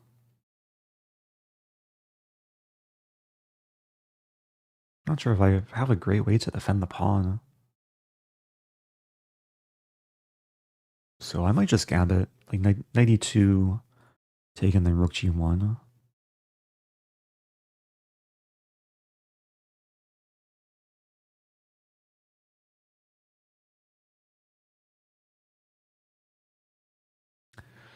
There might not be enough compensation there, though.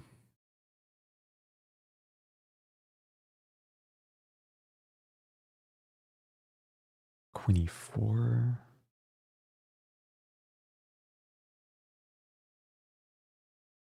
Yeah, under pressure.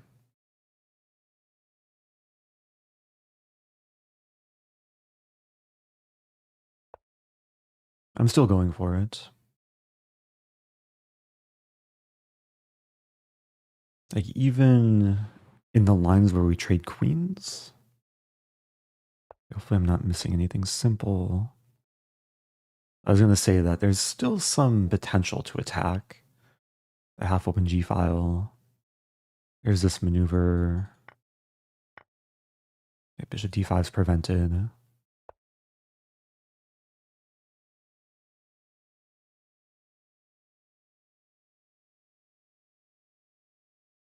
Start with this.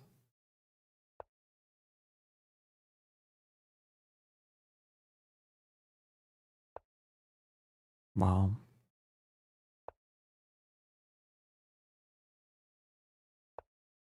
Opponent's playing quickly. Trying to keep the pace.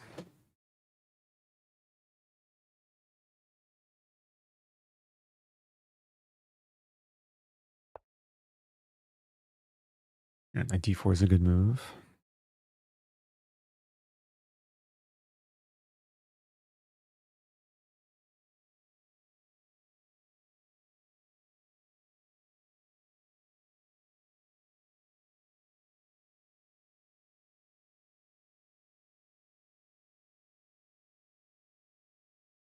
Problem is knight f3. Knight d4 is very strong.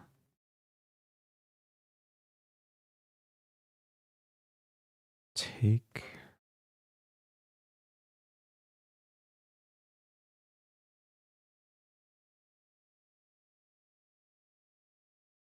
I really don't want to play bishop takes d4. I might have to, though.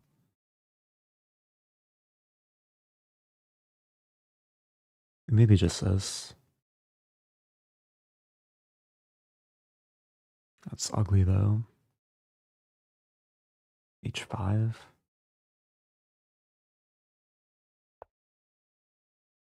There are issues with the knight attacking h4.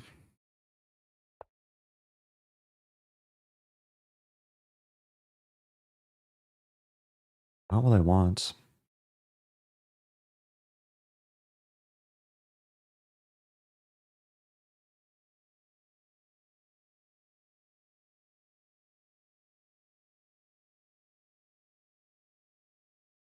I want to play rook e2. b5. Wants to do things. Wow. That work?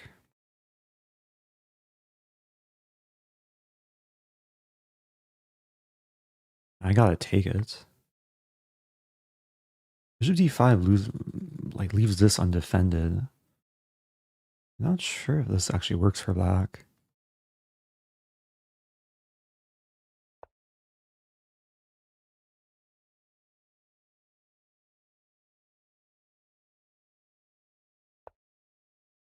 I'm going to take with check. Oh, there's knight g5 though. Ooh. Wow. Yeah, getting outplayed. What to do?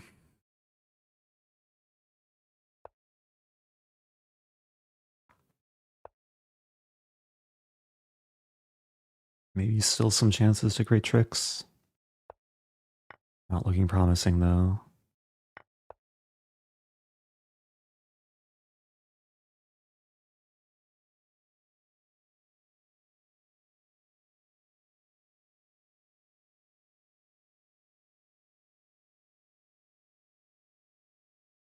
Yeah, b5 worked out beautifully for black.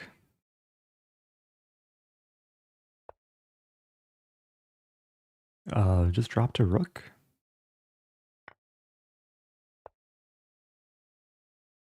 The brutal thing about chess, you can play like a great game and then make one mistake and just be losing. Make sure I can convert though. It's never over till it's over. Yeah, this should be okay.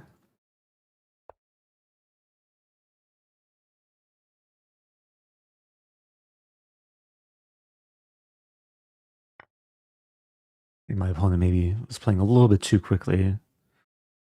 It worked out for most of the game though.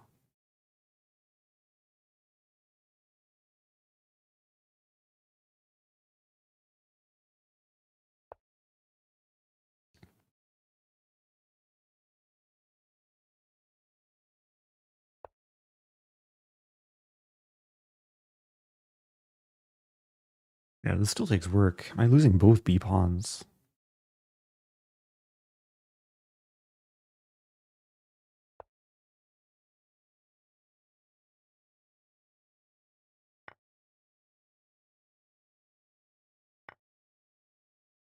As long as I hold on to h pawn, it should be winning.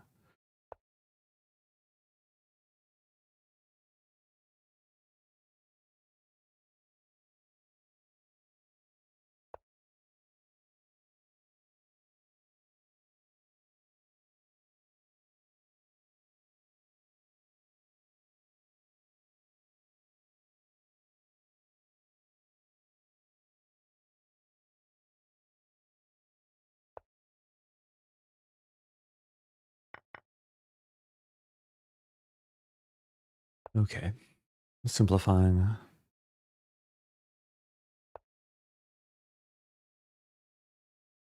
Yeah, I don't need the b pawn.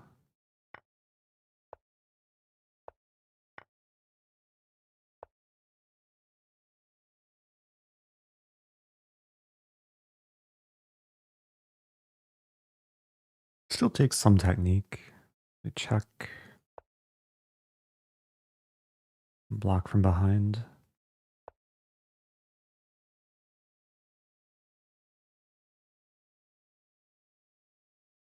Ensuring there's no side checks.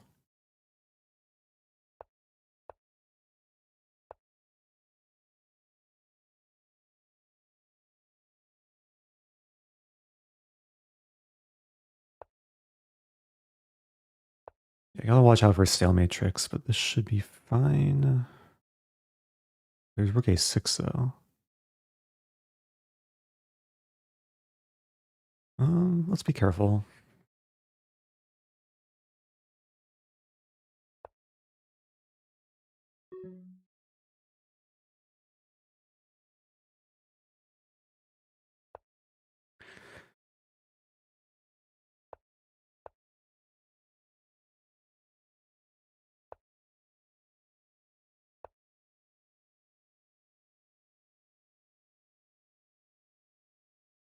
Yeah, slowly but surely.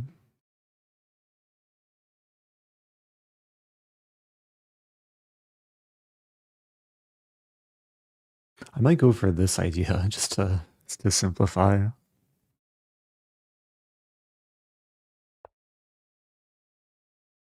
Okay, this also works. A fork is coming.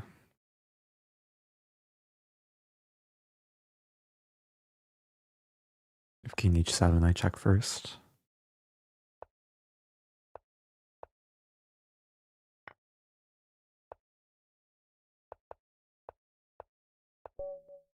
Okay. Oh, I missed a pawn mate. Oops. GG? Oh, rook g7 was also a mate. There's no reason to take the rook. Or h7 immediately. Okay. Yeah, I was in trouble that game.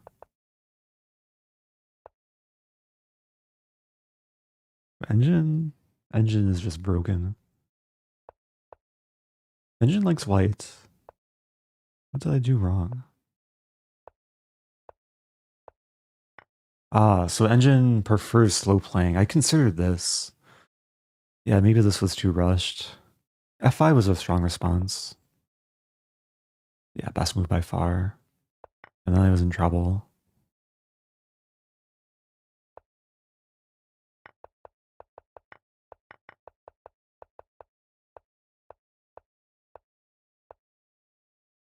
Okay, b5 was not a good move, but then I allowed it to work for black. 92 was a blunder. Had to be a bit more careful with the skewer. I just missed knight g5. Okay. Let me load up my list again.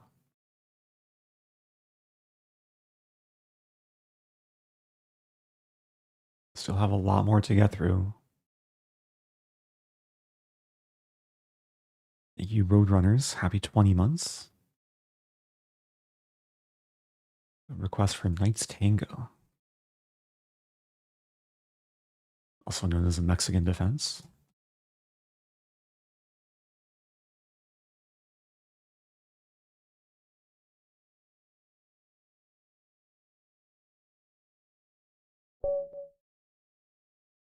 Okay, I'm black. If d4, I'll go for Knight's Tango. If e4, maybe I'll play a French. A French attack. Okay. Haven't actually played this in a while. We have the exchange variation. And I did have a lesson a while back with Grandmaster Avati Gregorian, who gave me a whole breakdown of the repertoire of French for black. And the setup he showed me in the exchange French is this configuration with a eventual plan to castle queenside, maybe, and then attack on the king side.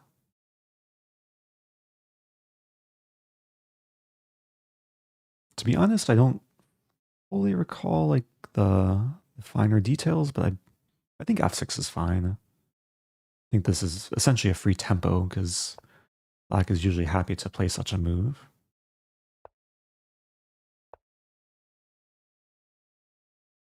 Now I'm completing the setup.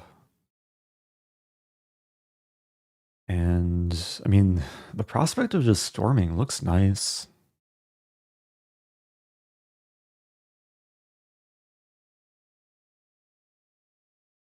Do I want to play this first, this, or castle? And then if I play g5, do I want to take?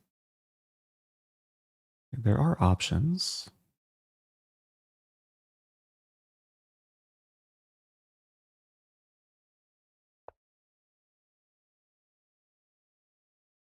I'm going to hold off on taking. If I take, maybe f takes, and then white's actually kind of safe. So I'll just keep storming. At some point, we'll probably trade bishops. Okay, white has ideas of bishop g6, so probably now is the time to castle.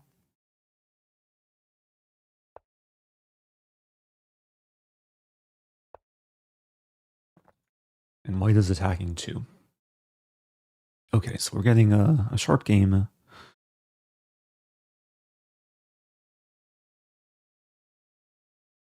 some choices here.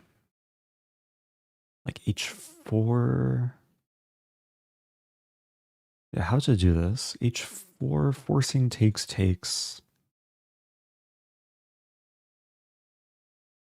b5 will come. b5, knight a5 should be fine.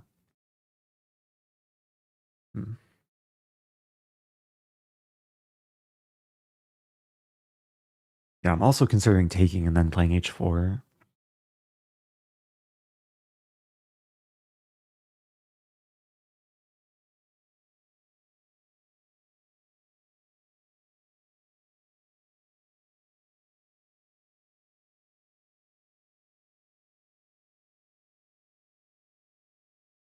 There's also knight f5. Which, now that I'm looking at it, this might be the most, like, effective multi-purpose move. And knight's defended. I'm never scared of bishop takes f5. And I freed the e7 square, so b5, knight e7 is kind of nice and harmonious. Potential maneuvers to the king side. Okay, I'll take with knight.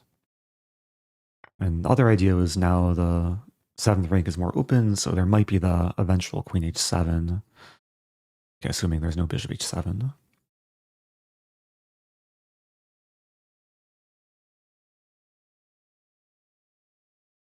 Okay, let's storm. b5, knight a5. a5.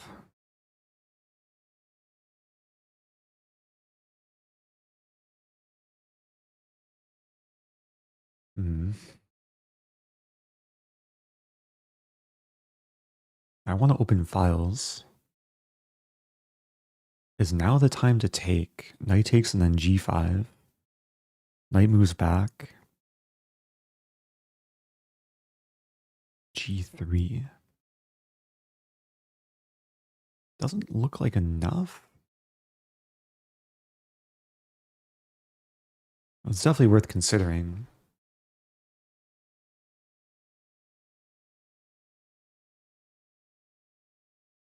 Also looking at sacking a pawn. Actually, it's not really a pawn sack. And knight c4 has some merit. And then there's also h3. What does white want to do? b5, b6? I mean, maybe I can slow play too. Choices. I think I'm going to slow play.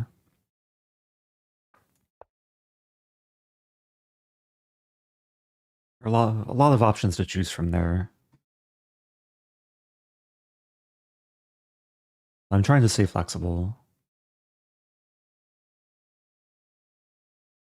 I'm also trying to make it so white doesn't have an easy breakthrough, like if a6, b6.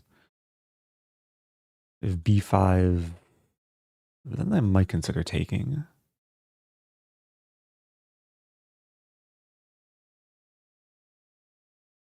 Quest for Blumenfeld, I'll add that to the list. So rook e1. Yeah, every turn I really have to consider takes in g4 and g3.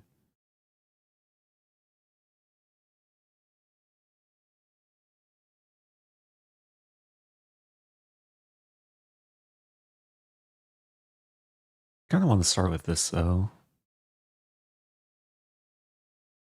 Like rook e1 was a natural improving move, but I don't think there's like a clear threat for white. Ah, now if I take, the queen is overworked. Okay, so maybe now I go for this expansion. Let's do it.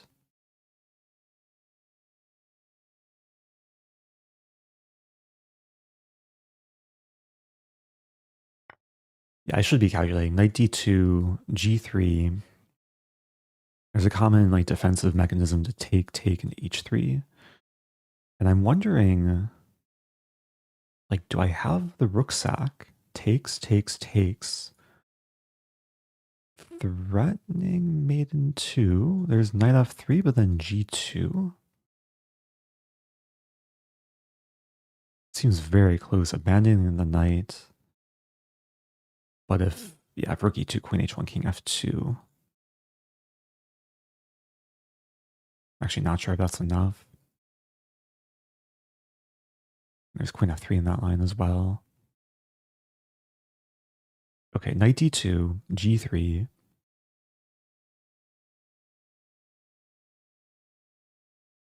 It's a very similar type of situation on both sides with this this pawn break to open files, because I'm going to have the same way of trying to close files if b6 takes a6, and then there might be sacks on a6 as well. Knight e5, unexpected. 3 knights.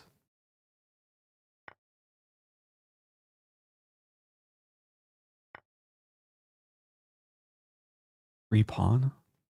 Bishop f5 is off limits. Yeah, it seems too good to be true, but I think this is a misjudgment from my opponent. Maybe some miscalculation. After the game, I should analyze like the critical line if the potential rook h3 was working.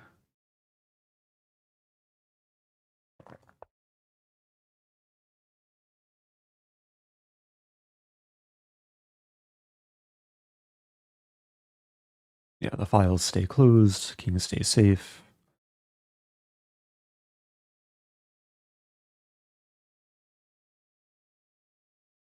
And rook b1 attacks the knight. The knight doesn't actually have too many squares, but there is c6. Potentially knight c7.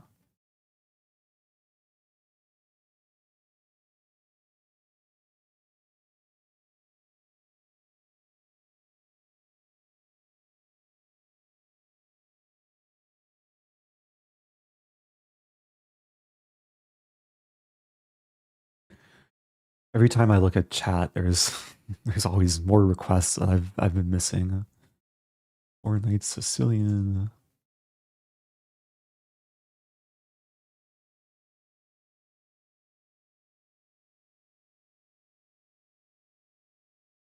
Again, for anyone just joining, I've been compiling a list of a bunch of opening requests from chat. Only have managed to play a handful.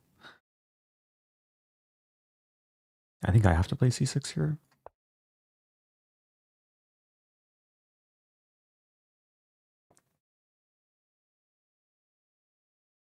I'm just dreaming of a line c4, knight d4, knight f3, etc.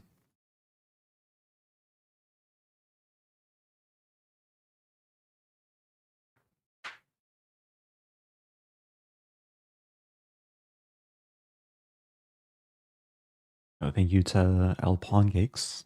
Happy 4 months. Okay, rook c1, so is now the time? g3.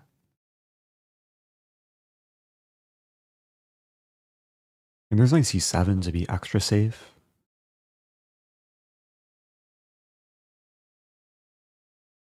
I like knight c7.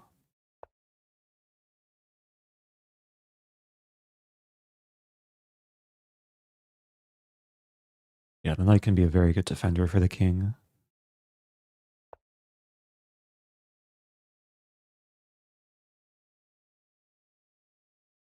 And I'll just ensure the files stay at least semi-closed.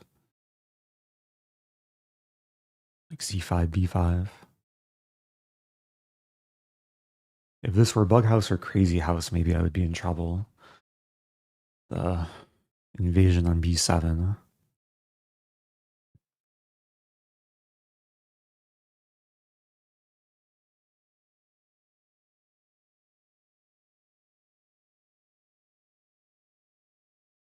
Okay, I'll add Alien Gambit to the list.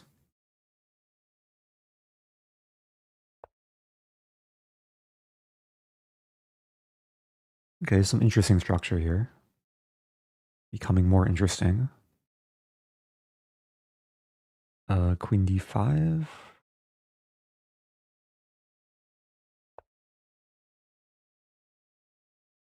I feel like this exact pawn structure has never happened, like ever, in any game played in history.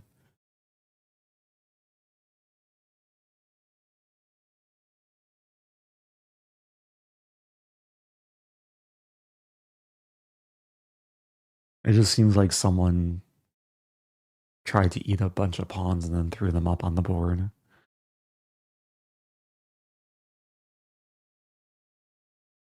Okay, bishop e4 is not really a threat.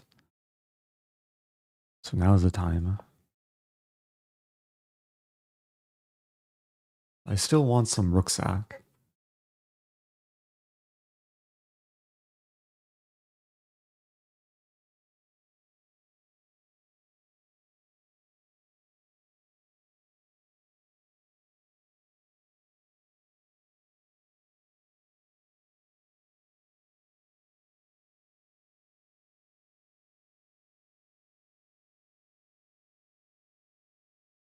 Yeah, realistically, I probably have time for like 1 or 2 more games after this.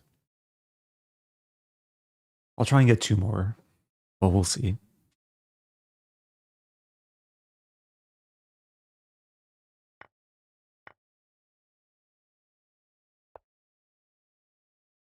Okay. I guess my plan is to get a knight to e3. Start with queen g5.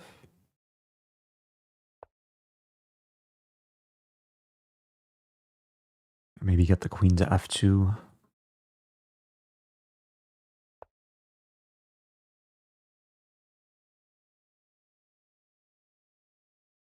Queen d2, there's rook c2. Hmm.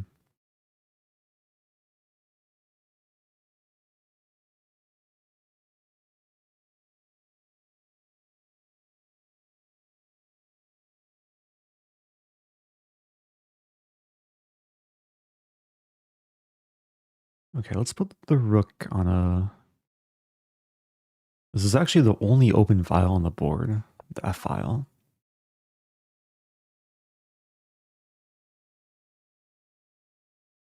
Yeah, it's easy to get kind of disoriented with the pawns scattered everywhere. But the principle of putting rooks on an open file still applies. Do I have like rook f2, sack the pawn?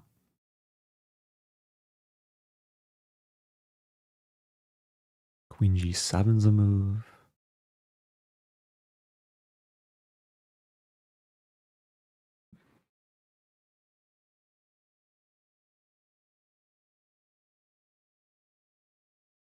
I could take this pawn too. I didn't really want to open the e file.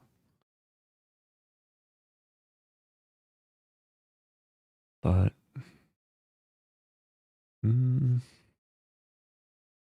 not sure if I can resist. Takes.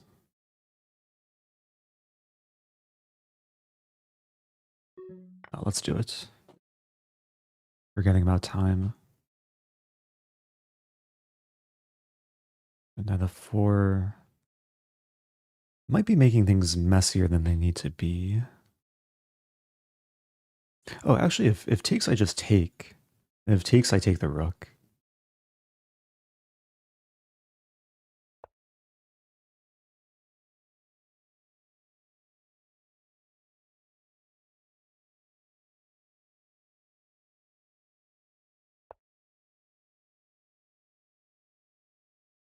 Maybe just allow this move. Should be okay, though. I'm just using the fact that this rook is tied down to defending the other rook. I want to get the knight here.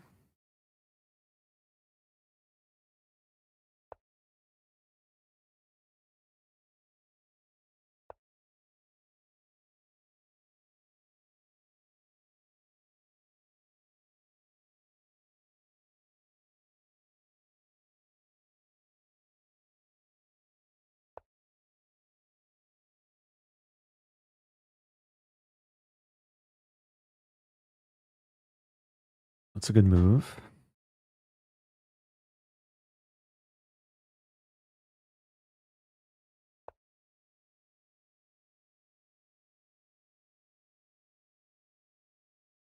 I'm giving white some chances. I think it's still okay, though.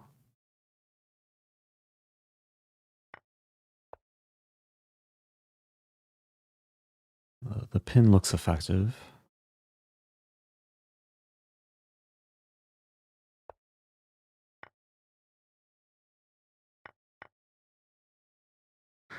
Okay, managed to simplify. I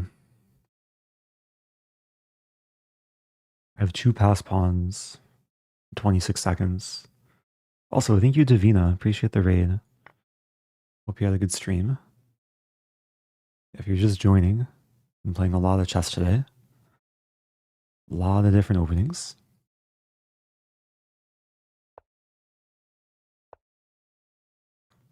Rook d1, there's a fork.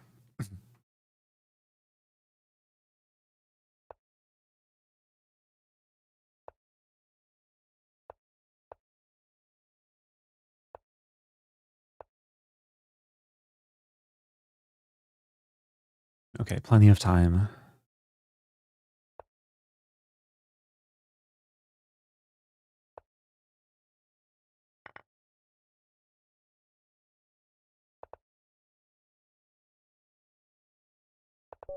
Okay. Got time for one more game. That was an interesting game.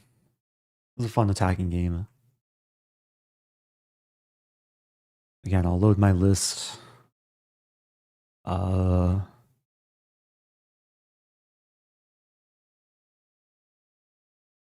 So if I'm white, I'll still go for e4. I've not faced any Sicilians, I don't think. Or Carocans. If I'm black, I just play the French.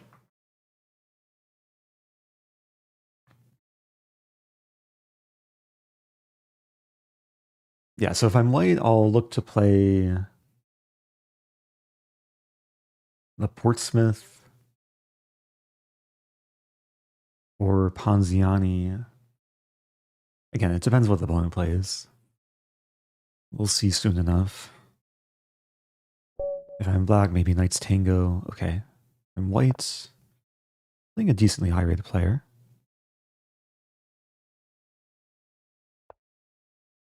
Okay, so we have a Pirc, which means I can play a Grand Prix attack against a Pirc. This is actually one of the setups that Chessmood recommends.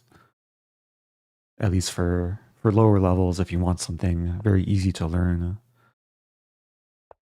Can be a nice weapon.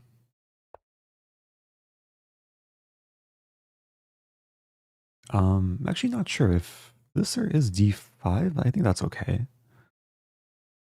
d5 take, bishop e5. Actually, if d5, maybe bishop b3 is tricky.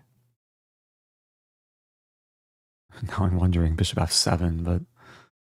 Or even knight e5 is kind of a funny move. Doesn't work because pawn takes.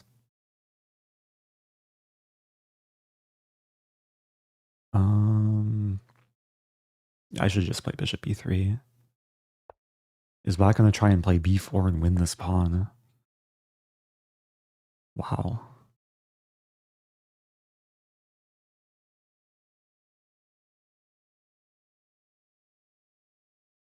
Does that work?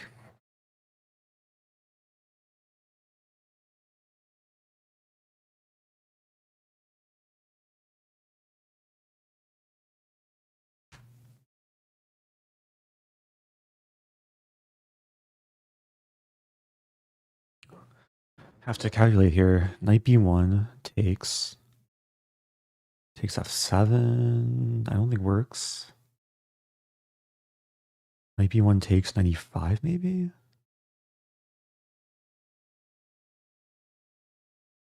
Huh.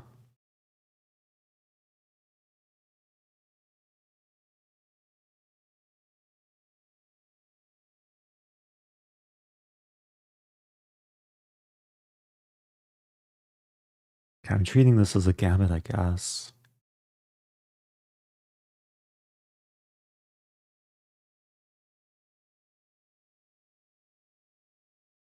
think I'm okay playing this as a gambit. Takes e4, maybe just h3. Black, at the very least, will be underdeveloped.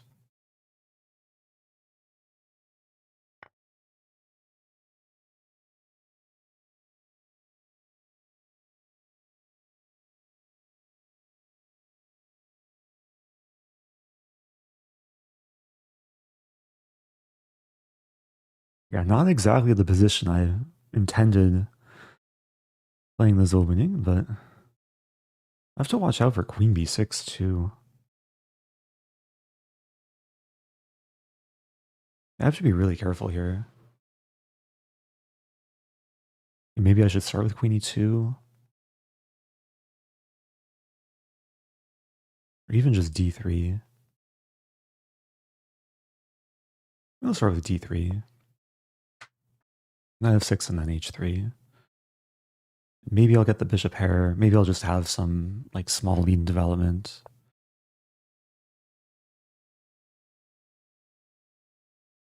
Maybe both.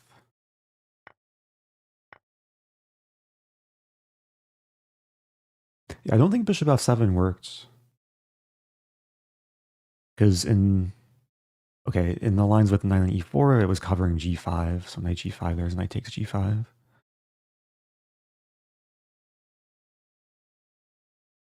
I go for g4 now. d5's probably coming.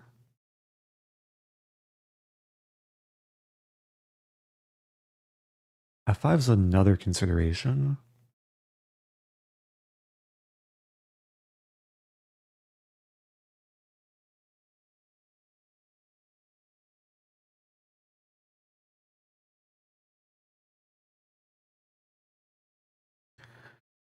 Oh, I'm spending too much time as usual.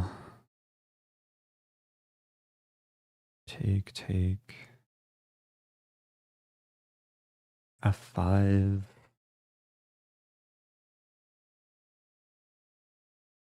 f5, d5. Not seeing enough.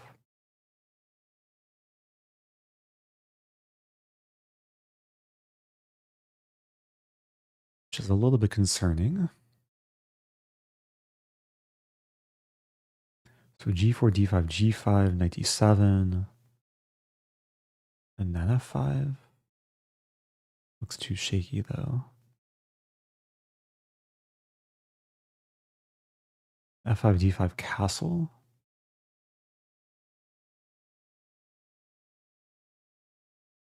Starting with castling. That's the type of move I should have just played like instantly. Probably most flexible. Black doesn't even play d5.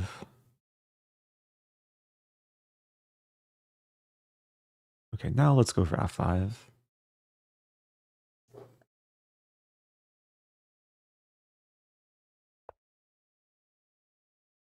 So I want to target e6. And there's g4.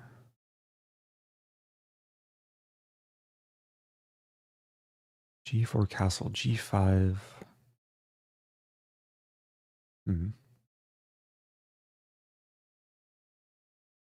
If I play rook e1,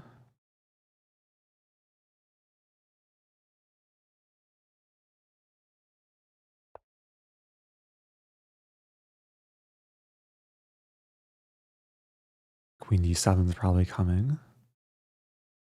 At least with queen d7, I have like takes in queen e2. Maybe win back the pawn.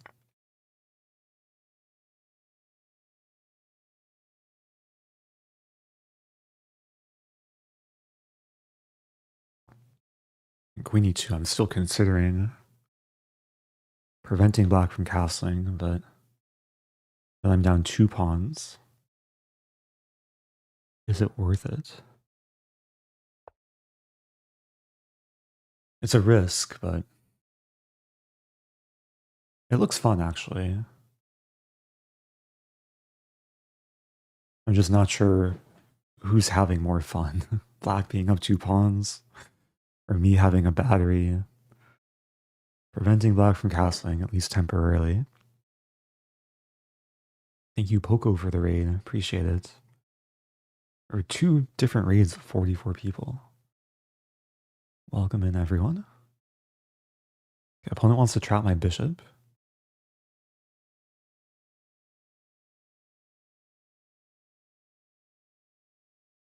I mean, probably a3. There's also bishop a4.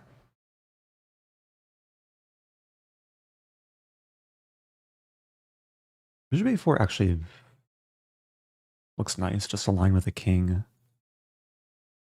Everything is being aligned with the king.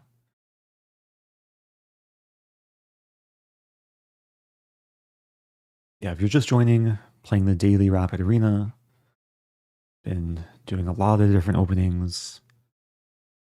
This is the final game, which actually won't count for the tournament. But maybe the final game of the stream. Yeah, I think it's very likely Black will have to play King f8 at some point to unpin the bishop. And then it's a question. Oh, it's actually a good move. I have this move though.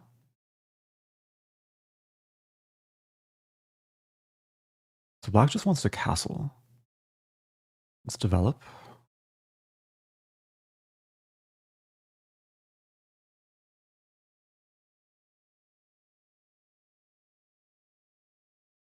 If this,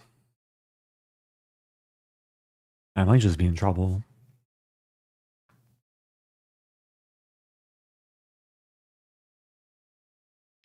I think in that line, like d4, bishop, f4, castle, I can take and then take, win back 1 pawn. The rook is probably more likely to move. Now I have bishop c5, but then knight a6. Oh, but then c6 hangs. Okay. Yeah, this is where we might see king f8. And then I probably just move back and try and claim some compensation. Yeah.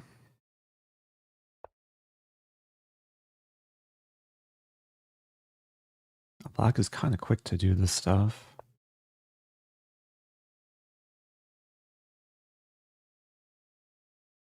I gotta develop.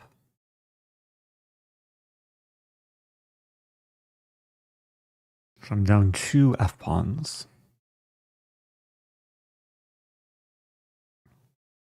There is some nice long-term pressure against c6, at least.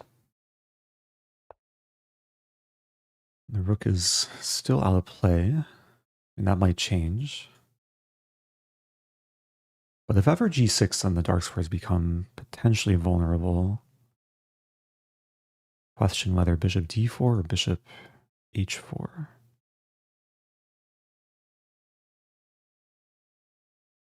Do I take first? There's choices here, but not much time.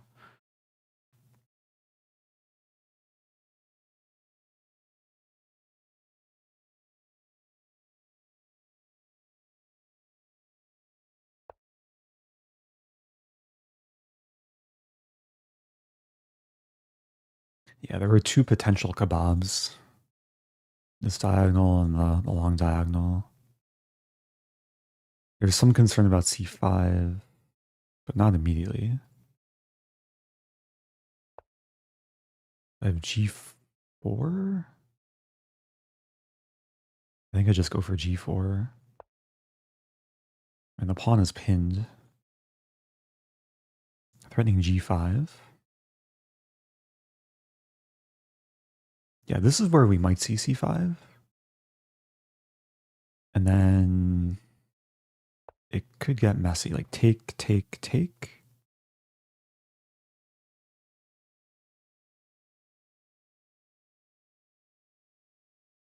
I really don't want to give away my dark sword bishop. g5 takes, takes, takes. I think I just go for this.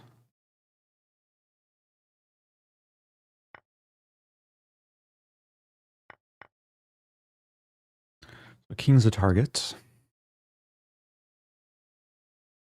I'm not threatening this because bishop h2. Black just takes back. Rook f1. Maybe king h1 first.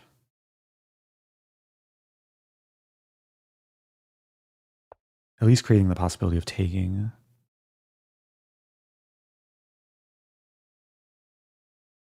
Super interesting position.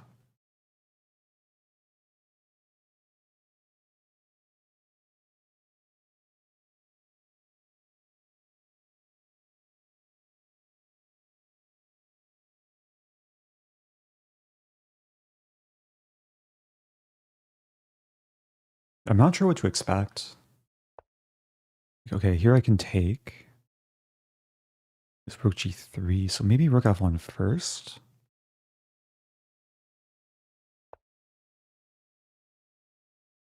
How does black defend? Rook g5? Rook e5? And now I can take.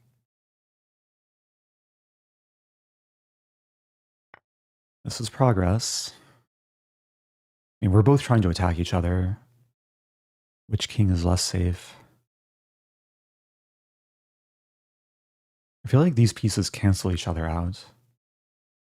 But this has more potential to do things than this.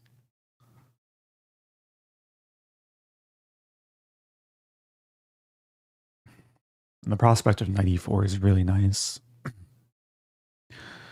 Black has found himself with a bishop that's kind of blocked in by its pawns.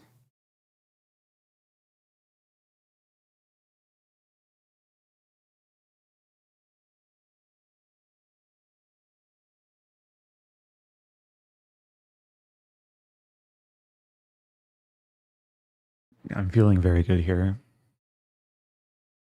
Like something changed in the last few moves.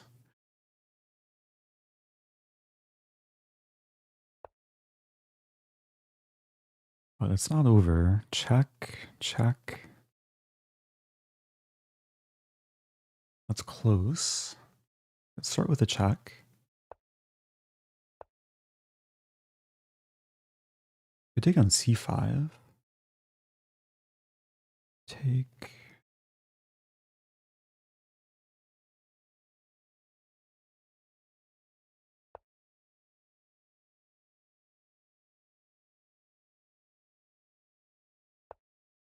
Hmm.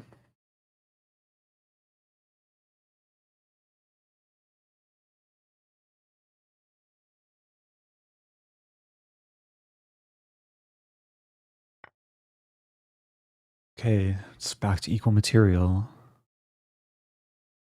Still down on time.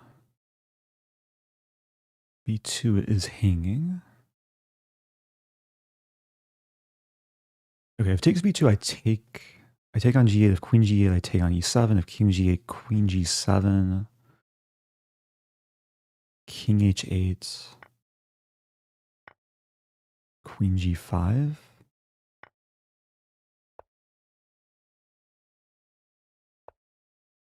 Running knight f6 maybe?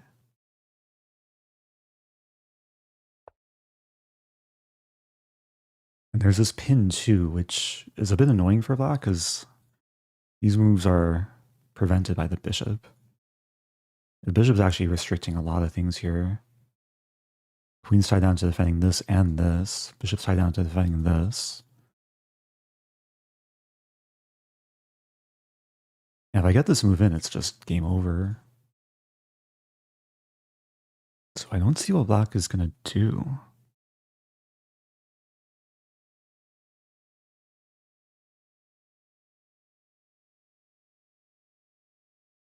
I don't see any move for black, actually. When I played queen g5, I don't think I realized how good it actually is. I might also be threatening very sly c3 to cut off the bishop.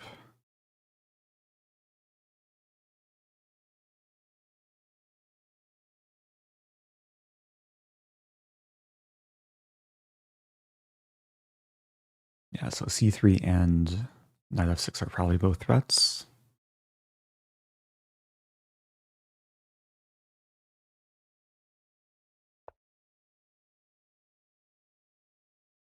f6, I don't think changes much.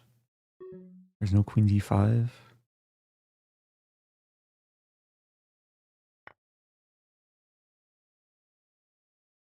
Running mate in 2, that's mate in 1. Okay. Okay, GG. Yeah, I kind of stumbled into some Gambit. I was, according to the engine, objectively worse from the opening. Although this is playable. H3 is a simple move here. I should just play H3. I was dreaming of like fun tactics, which don't actually work. And then bishop e2 here. Bishop e2 still this? Okay, apparently e5 works. Was bishop takes f7 on move 8 worth considering? Oh, here. Yeah, I looked at it briefly, but the problem is, what's the follow-up? Because I can win the bishop, but there's knight takes g5, and I can only take one piece at a time, and white's down a piece here with like no compensation.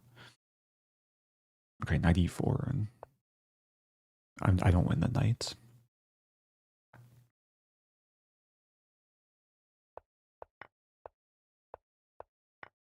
Okay, so I was worse, but it's kind of long-term practical chances.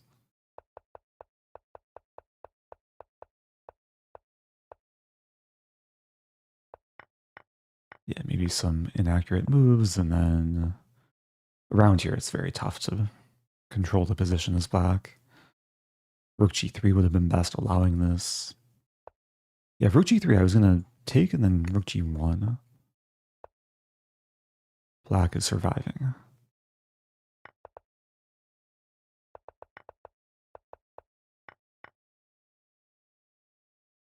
I'm still potentially in trouble. But then... Oh, wow. So here I thought I was completely winning. But there's knight d7.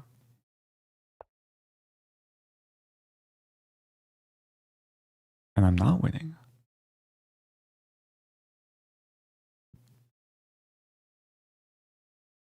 So bishop d7, I assume rook d7? But I'm just not in time. Knight f6 no longer works, it's bishop f6. And what if c3?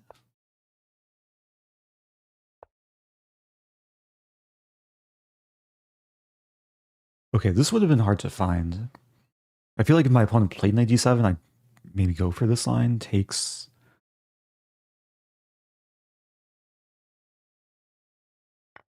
My black is fine after f6. Defending, attacking, and still attacking. Yeah, crazy position. Okay, well that's the tournament. Played a nice variety of openings. Thank you everyone for tuning in. There was a question, when's the next speedrun episode? I know it's been a while. I actually recorded an episode yesterday, episode 34 of the Tricks and Traps speedrun. So I'm in the process of editing.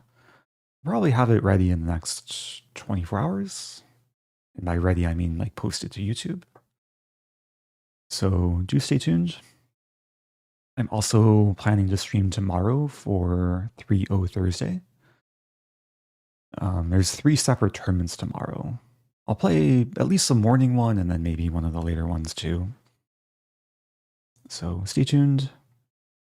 Thanks again, everyone who tuned in, who gave good vibes in chat. Appreciate all the subs and resubs and super chats. And yeah, hope everyone has a good day. And I'll be back soon.